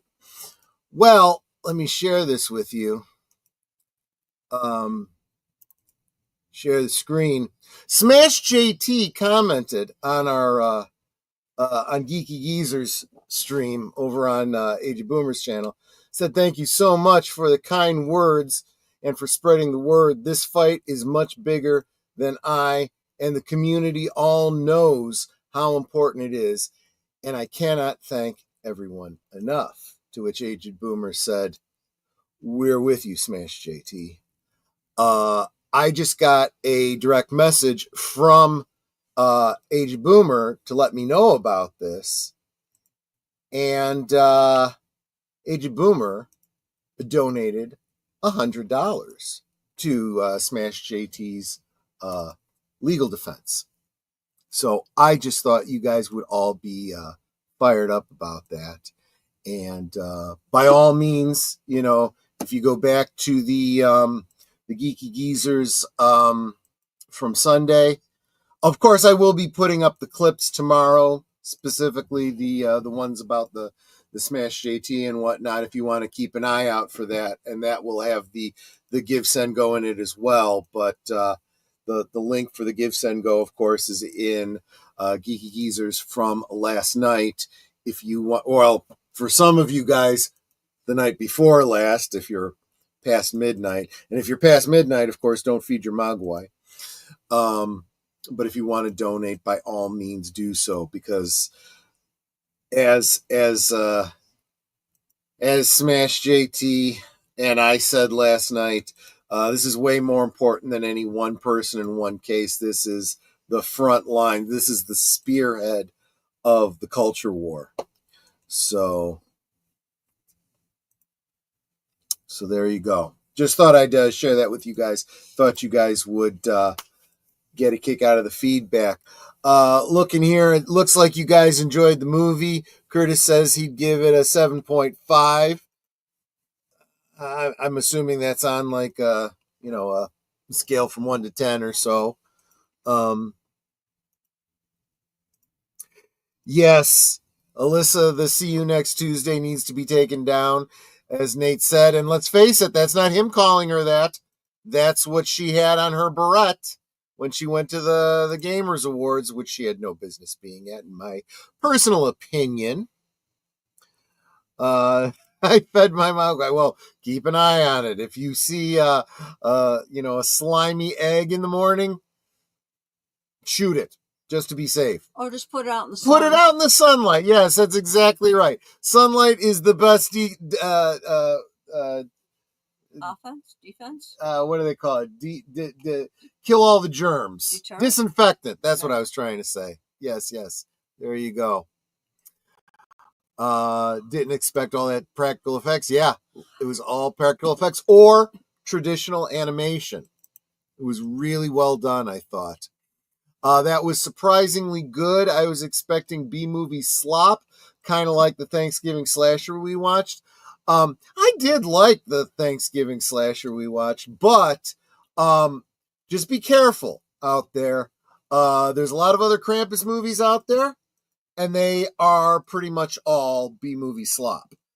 As we all know, some B-movies are better than others. So just keep that in mind as you go searching the Tubies and the Plexes and the whatever other streaming services are out there.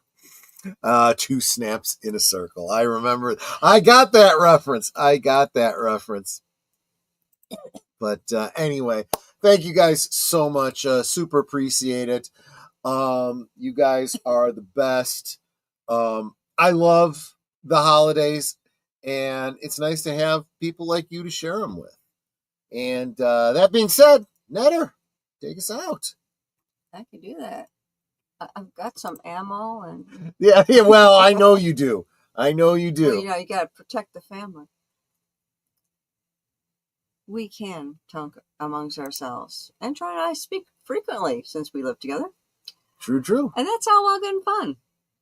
But it is so much more fun when you guys are joining us in the chat and you're dropping the comments, questions, trivia, being goofy, whatever it may be. And it doesn't feel like we're separated by miles or continents in some cases. It feels like we're all hanging out in the same room, enjoying each other's company and having a great time. And you guys, you're not our friends. You're our family. I mean, I really mean that, you guys. You are our family. We love you guys, and we appreciate you so very much. And you can be anywhere right now, and you're here. And what I think is really interesting is Troy and I have talked about this before. You guys actually support us more than our own families do. Yeah. You're so encouraging. No one on my side of the family has seen a single episode of any of the streams I've ever done, and they know about it. So, just saying. Yeah, and no one in my family has seen any of the streams.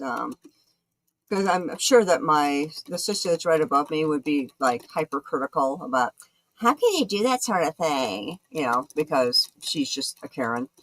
Anyway, the way that you guys support us, the way you guys encourage us is just so incredible. You guys are Osmo. Thank you for the ways that you also support our channels with the comments and the thumbs up and the super chats and super stickers and memberships and sharing out the stream and gosh, helping us get watch hours. I mean, if you're so inclined, I need about 670 more to make my 4,000 for my ad revenue. But you guys are so amazing. You are always there in all of our streams, supporting us, encouraging us. We don't do this for us. We do this for you. And frankly, I love seeing you guys at all of our streams. Whenever I see you guys come in, it just makes me happy. So thank you for making me happy. And until next time, good night and God bless. Darkwood says, bye, everyone. Lady Miss says, take care, everyone. Good night and bye. Of course, Deleted Scene says, good night, take care, stay strong, be safe. Don't let Krampus stick you in a snow globe. This is how we win. Absolutely. Yeah. Thanks for the movies. Have a great night, you two. Thank you for inviting us into your home. Of course, Space Fraggle. You are Osmo, as Netter says. Netter, I'm still watching. Yep, there you go. And with that, as Curtis Selby says,